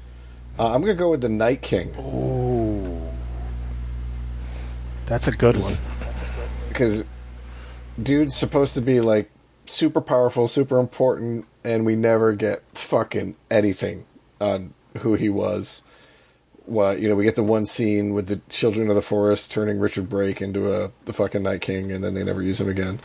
So, I'm like, well, what was this guy's fucking deal? He's supposed to be killed by Azor Ahai, and then Arya fucking manages to take him out. And part of that, too, is because we don't even know if there's a Night King in the books. Like, the only White Walker that's ever appeared is the one that Sam kills. None of them. Hardhome was something completely made up for the show, which I thought was an awesome episode, by the way. And otherwise, plot-wise, it hasn't gotten to the point where they've seen any White Walkers. We've seen Wraiths a bunch of times. John's killed a bunch of them with Valyrian steel. But in the book? In the book, yeah. And So really? Yeah. So the only White Walker that they've seen is the one that shows up on the giant spider when Sam and Gilly are running away, and Sam kills him with the dragon glass dagger. Other than that, we haven't seen a single one. So, like I said, the Night King is completely made up for the TV show, and we get nothing on his backstory, nothing on why they created him, nothing on who he was, if he was anybody important, or how come this one particular person became the most powerful White Walker. Nothing. And then he gets jobbed out like fucking... He's just opening entertainment for Raw. I mean, my Funkos recently fell, and I had a big tower built up, and every time I rebuild it, it's my Game of Thrones Funko tower, and Night King is still above Bran, because he just is. He was a cool character that kind of got fucking shaft. But the Funko Pop looks awesome. I will say that. Okay. Basically, I end up with 3 answers. One, I nobody's going to take seriously, which was Nymeria.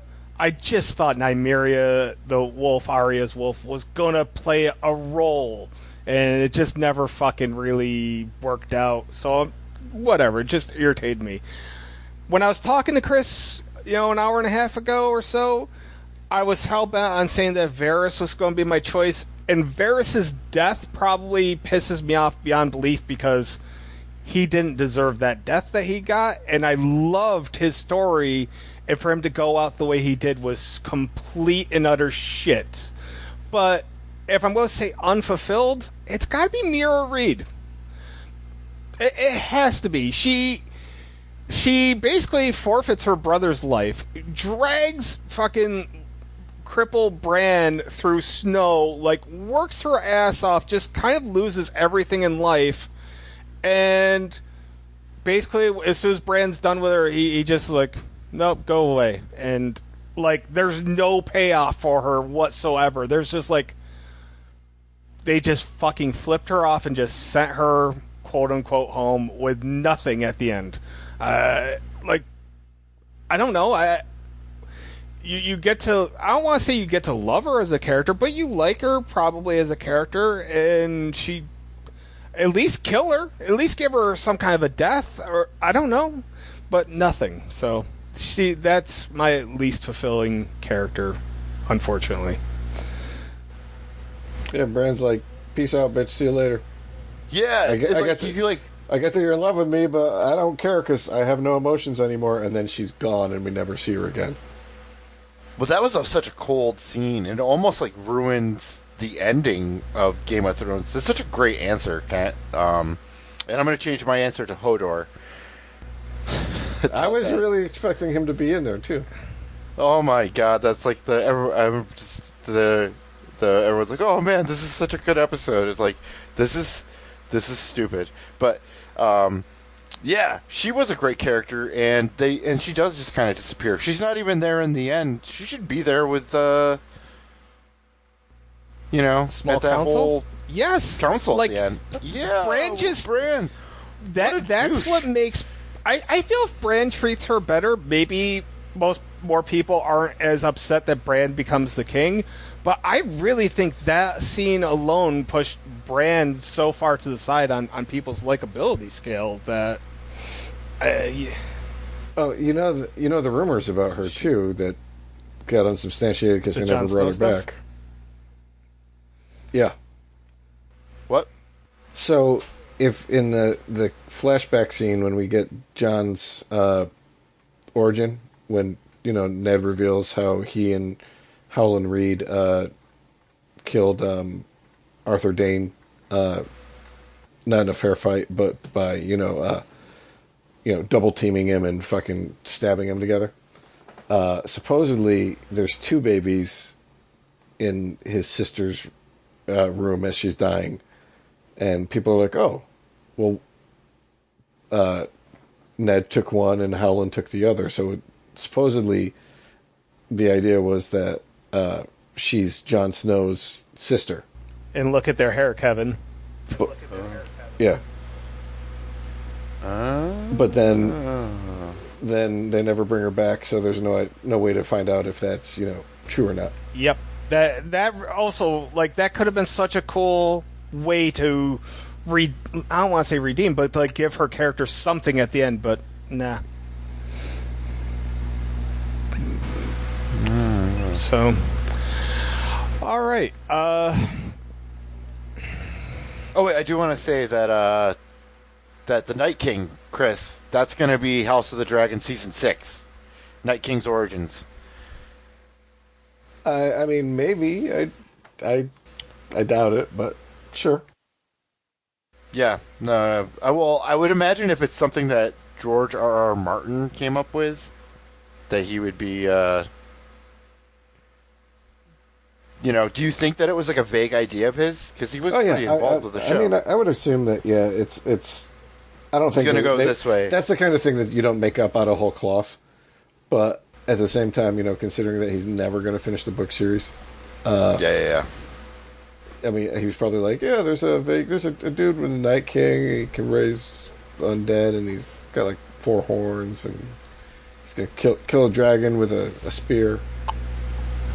Yeah. Well, you never know what tomorrow's episode, what next week's episode is going to be like. I wouldn't mind like a whole, just like a one-off, like 8-episode miniseries about the Children of the Forest and that whole story. I found that story interesting, but they didn't do much with it, and I think they could probably expand upon that and actually give us something relatively interesting with that. I don't know. I'll take a whole episode of Alice in the Woods talking to, some old poor man that our children don't respect her. I just hope that we eventually meet, like, a Clegane in this series. I don't know if we ever will, but I want to meet a Clegane. That would be great. It would be. All right. So that's what we got. Actually, before I turn this over, is there anything you guys are looking forward to, or any random ass prediction you want to make for the season finale? Kevin, I feel like you gotta have something. Oh man, I don't know. I would like one scene with Helena and Aegon, just one. This entire season. We see her in the preview for next week. Did we? Oh, I didn't watch the preview. Okay. I think you're all like, how you feel, Kevin. Is she with... Okay, cool.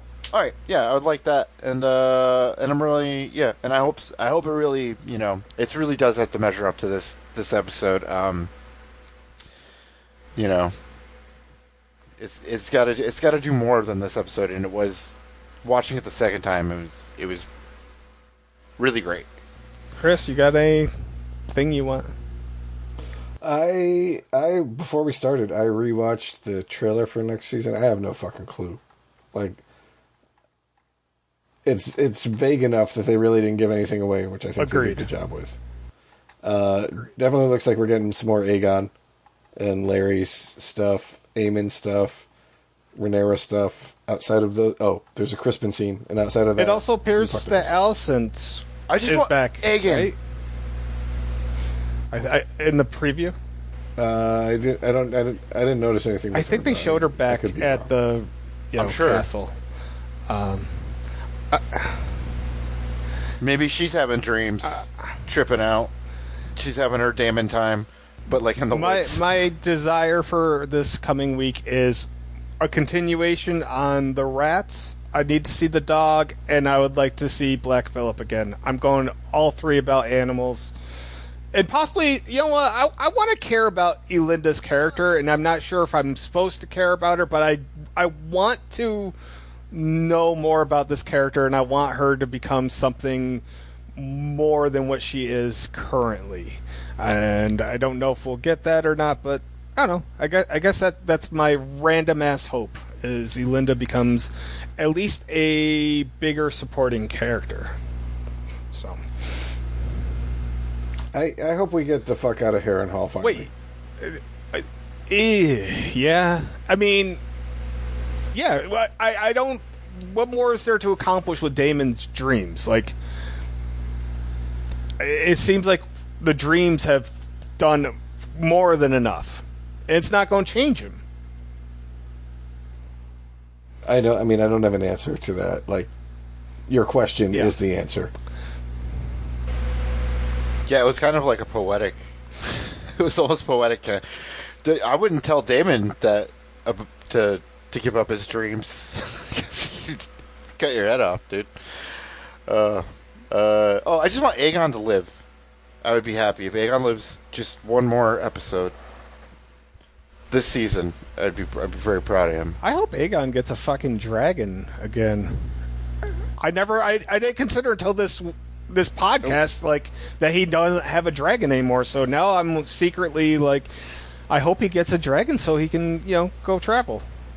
What would he do? He's not going to be able to fly it. He's on probation right now from owning a dragon for drinking him. Yeah. He's suspended. He lost his license. Yeah.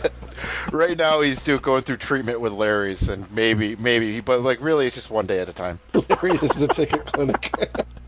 One day at a time. You can't be doing these drugs. I've been there. Fantastic. You can't. Don't hobble drunk. Yeah, the whole next episode is just like a sponsor 12-step fellowship with Larry's and Aegon. I would like to see them maybe drink with Ulf's buddies, like Clay and Muja or whatever the hell his name was. Just give me an hour at the tavern. I'd be okay with that. Oh. Nope, that's all I had. Never mind. Go ahead. Oh, yeah, go ahead.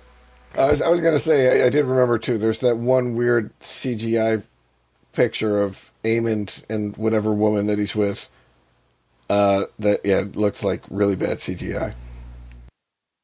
That's in the preview? Sylvie? In the preview, yeah. The whore? No, it actually, it kind of looked like Damon's mom. So, who the fuck knows what's going on? Aemon's like, let me think of my great aunt. We need more of that. We just need more of that in this series, so sure, why not? All right, that wraps it up. We can move on to what we've watched.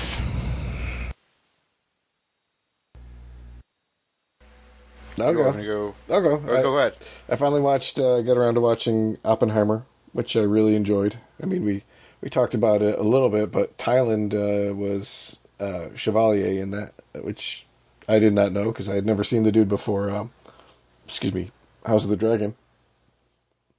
The one thing I will say is I knew I was going to be, but I'm disappointed that I watched it on my phone at work rather than on, like IMAX. But I'll take what I could get. It was a really good movie. That's all you watched? And then I also saw Deadpool and Wolverine, and that was fucking amazing.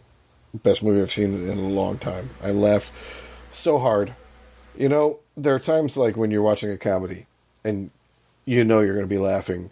So when something funny happens, you laugh. But there are also times when you're watching something, or even in real life, where just something so absurd happens that, like, laughter is forced out of you, and you weren't expecting it. I got that a couple of times in Deadpool and Wolverine. In addition to the other type of laughter, where I knew something funny was going to be coming up, and I was expecting it, and so I was primed to enjoy it. But my wife and I were like, leading the theater in the laughter. So I really enjoyed that. Quick I would recommend question. seeing it if you haven't. What's everybody's thoughts on Robert Downey Jr. being Doom? I found that weird.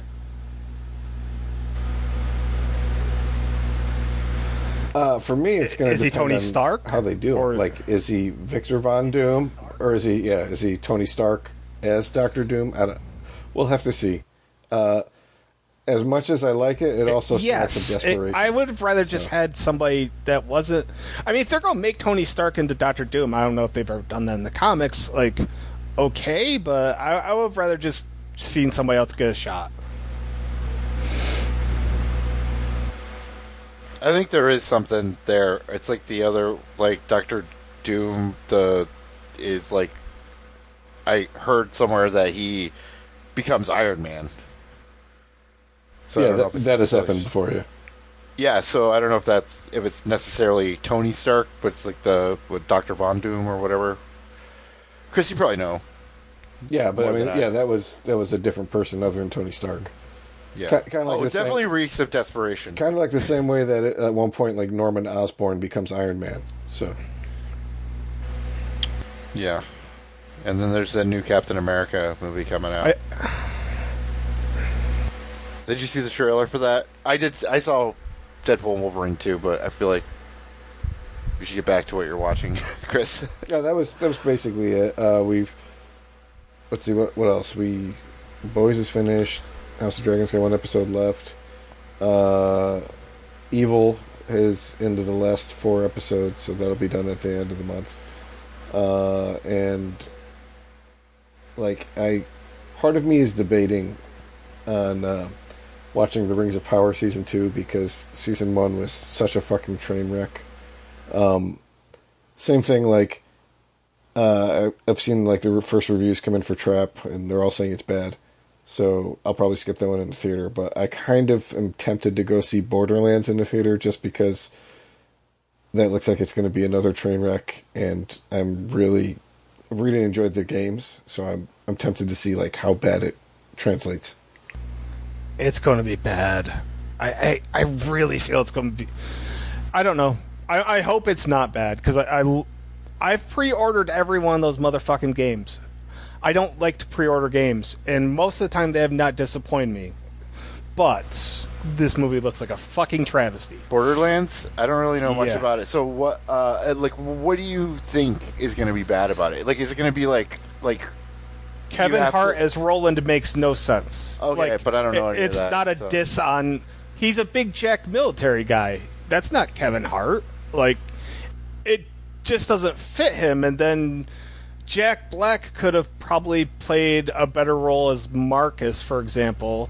But I've just kept the guy who does the voice of Claptrap from the game in the movie. It's little things that I think the general movie audience that hasn't played the game or isn't obsessed with the game, they may be more forgiving and give it like an average review. But I think fans, big fans of the games, I think are going to nitpick the shit out of it and walk away unhappy. But you still think that people who have not played the games are still not going to really like it? I think they're going to find some parts fun and some parts be very mediocre. That'd be my best guess. I mean, part of it is the fact that Borderlands is a very specific type of game, and like if you enjoy the humor, you'll like it. But if you don't enjoy the humor, you don't like the games at all. And to go along with that, this looks like it's skipping out on a lot of what makes Borderlands and kind of aiming for more like a PG-13 Guardians of the Galaxy type like vibe, which is not Borderlands. Yeah, no, I could not have said that better. It really does look like Guardians of the Galaxy, but without the heart. It could be a fun movie, but I'm not anticipating it to be a good movie. Yeah. I think Eli Roth was a weird pick to direct it, too. Eli Roth. Is it PG-13? I believe so, yeah. Yeah. Oh, that disappoints me. If it was a rated really R, weird pick. I'm going. I mean, when they're doing interviews with like Kate Blanchett, and she's like, the only reason I did this was because I was going crazy because of COVID. That doesn't leave me with like a lot of faith in the movie that you have the Oscar winner in. Oh, I think you just sold me on it. You're like, she's like, I just needed something to do. Like, okay, Kate Blanchett doing Kate Blanchett shit. I'm in. Yeah, I mean, I like her a lot, but we'll have to see. It's a paycheck movie. Yeah, probably. I mean, and like probably the biggest thing is like Borderlands is just so ultra fucking violent and dirty. Like a lot of the humor is dirty. So, like PG-13. Now, it would be like trying to do a Deadpool movie and making it PG-13. Yeah, I don't know. Eli Roth directing it? That sounds like it would be perfect. Right? He's got a specific sense of humor. We'll see. I mean, fingers crossed. I want it to be good. I just don't think it will be. But all the luck in the world. I just really don't think, and I also don't think that they have. I don't know, Chris. Do you know if Handsome Jack is in the game or no? No. So that was their best shot, was to actually have the best villain. And yeah, but I mean, if it was successful and you're going to do more than one, you can't blow your load with him at the beginning. Since I feel it's a one and done, I understand exactly what you're saying, and I would agree with competent writing. Yes, with what they had, I would have just gone fucking Handsome Jack, and I don't even know who I would have. Maybe put I don't know, John Hamm could have been fun. Probably too old at this point. I'd say Josh Hartnett just to get you pissed off, but I mean, why not just fucking go Cyclops and just give me James Marsden?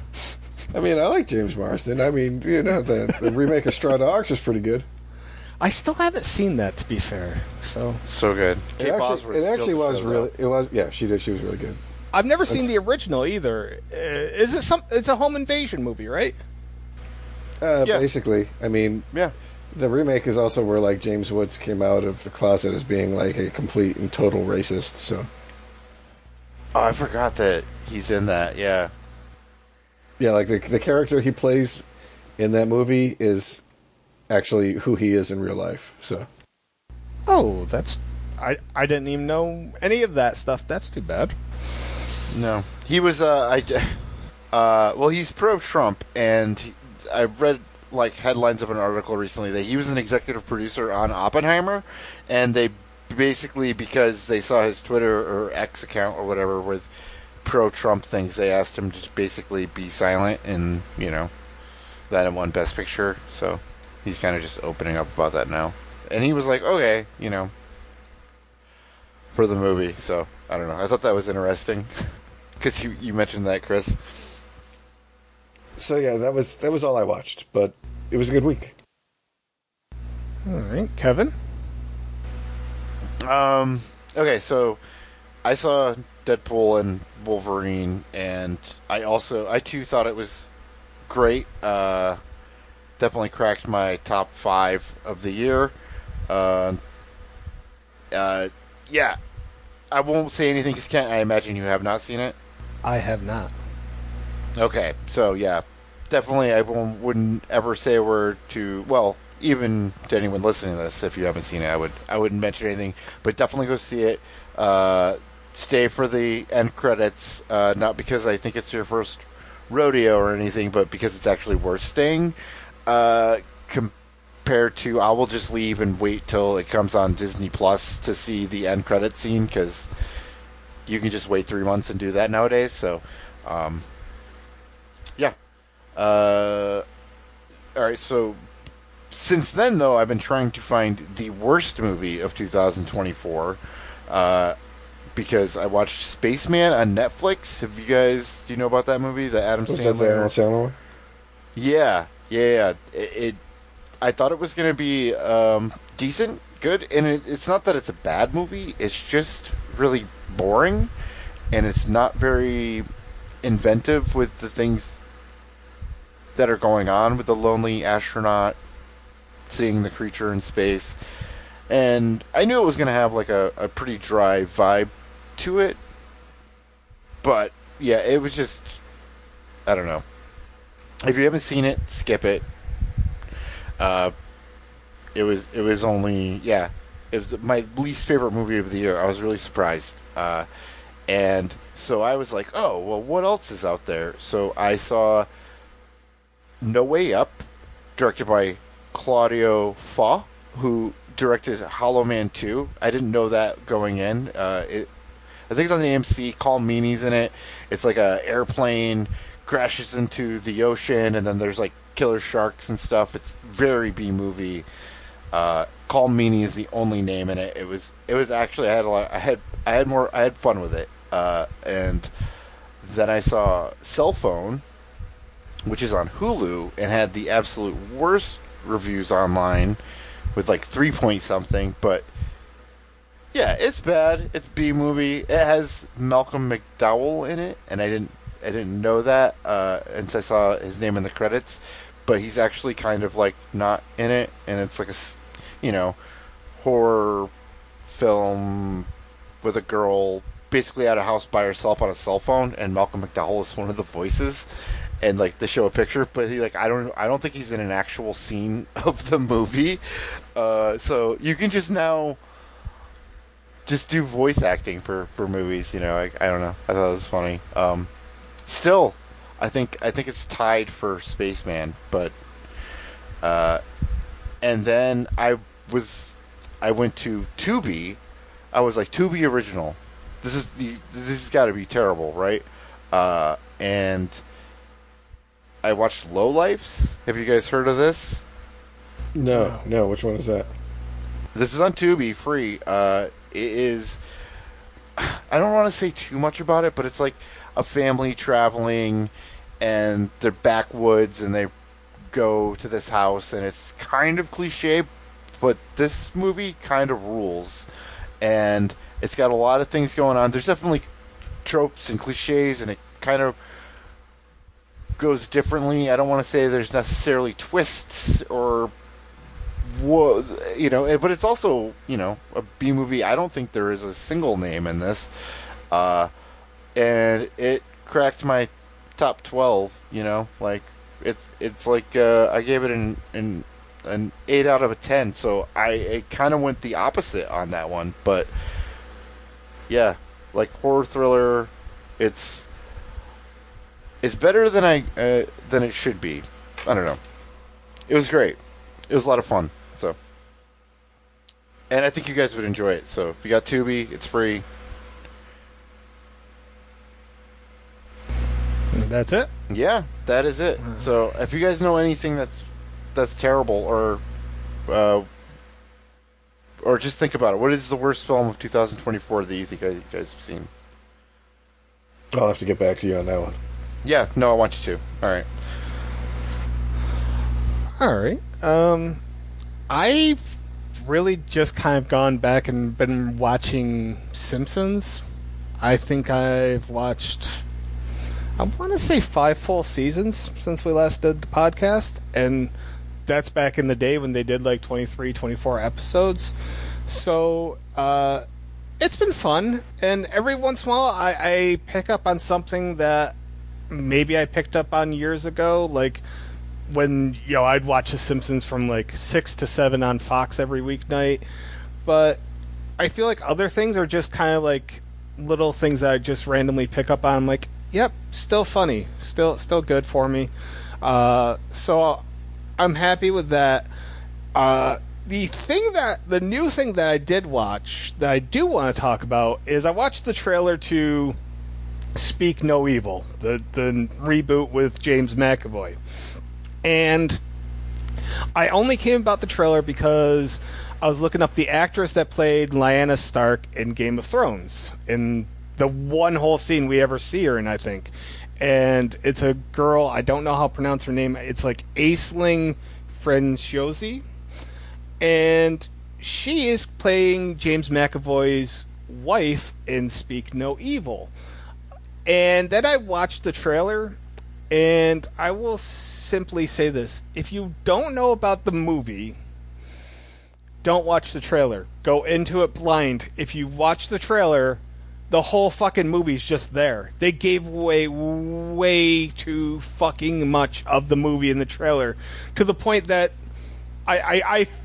you're not going to surprise anybody. The worst reaction you're going to get from people is be like, from possibly like some of the grossness, depending on how far they go with the violence or whatever. But they gave away the whole thing in the fucking trailer, so I don't. Why would you give away the whole fucking movie that has, I don't want to say it's like a great, stupendous twist or anything, but you still don't want to give that away. I mean, at this point though, the whole plot is already out there. It's kind of like what they did when they did the Mother remake, or the Mommy, whichever one that was. Good Night Mommy. Good Night Mommy. Yeah. But here's the thing. So some people already knew about it. That's fine, but you know, how many Americans are going watching a lot of foreign horror? You know, you're screwing over probably at least a third of the people that would watch it. I have a feeling that, like, if people listen to this podcast, they're probably the people who've watched it already. Have you seen Speak No Evil? I thought that was pretty good. Yeah, it was good. But it's like a one-time watch, right? You know, that's I don't really see a point in kind of like Funny Games. I've rewatched Funny Games like 3 or 4 times. I want to watch Funny Games the remake because I hear that it's like the same film but with Tim Roth and Naomi Watts. And is it Speaking of remakes, right? Correct me if I'm wrong, but isn't the was it Speak No Evil? Yeah. Isn't it the same director as well? Oh, well, I can tell you in a moment since I have that page. It's James Watkins. Maybe not then. He did Eden Lake, The Woman in Black, Black Mirror episode. No. Okay. I thought I heard that, but because then I would have been like, yeah, that's just basically exactly Funny Game. Actually, the person that directed Funny Games he did both movies. Yeah, that's what I was thinking. Michael Haneke. I remember I watched them back to back just to like try to compare and contrast, and there's so many similarities. I don't even remember which one. Like I in my mind, I eventually came up with one that I thought I liked ever so slightly better, but it was really there's no point. Really, just watch whatever one you want. If you want to watch the original, cool. If you want to see something in English that does the exact same thing that has Tim Roth and Naomi Watts, you're not missing out either way. I think I prefer the original, possibly, but I don't even remember anymore. Anyways, I'm going to talk about Abigail next week. Even though I said I was going to do it this week. I'm holding off. Did you watch it? No, I was supposed to watch it today, but circumstances beyond my control. That would probably explain why you're going to talk about it next week.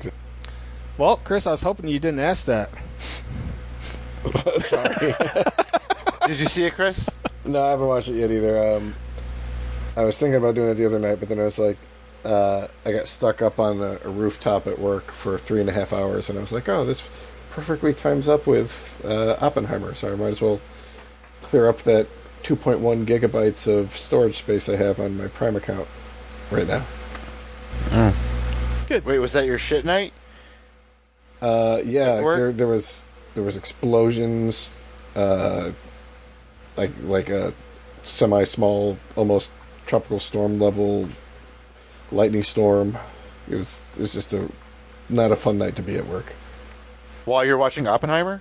Yeah, that was the lightning storm was why I got stuck up there for so long.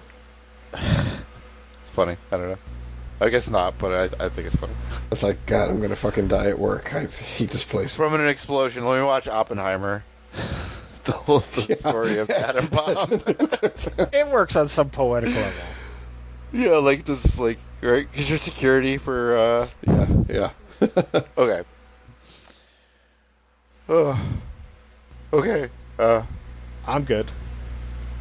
All right, so I guess that's all we got this week, guys. We will be back next week for the finale of House of the Dragon Season 2, and then the month after that, we've got, that's the Friday the 13th franchise, isn't it? Yes, sir. All right, so we will take care. Well, we will see you later and take care, Internet. Bye-bye. See ya. David Gordon Green.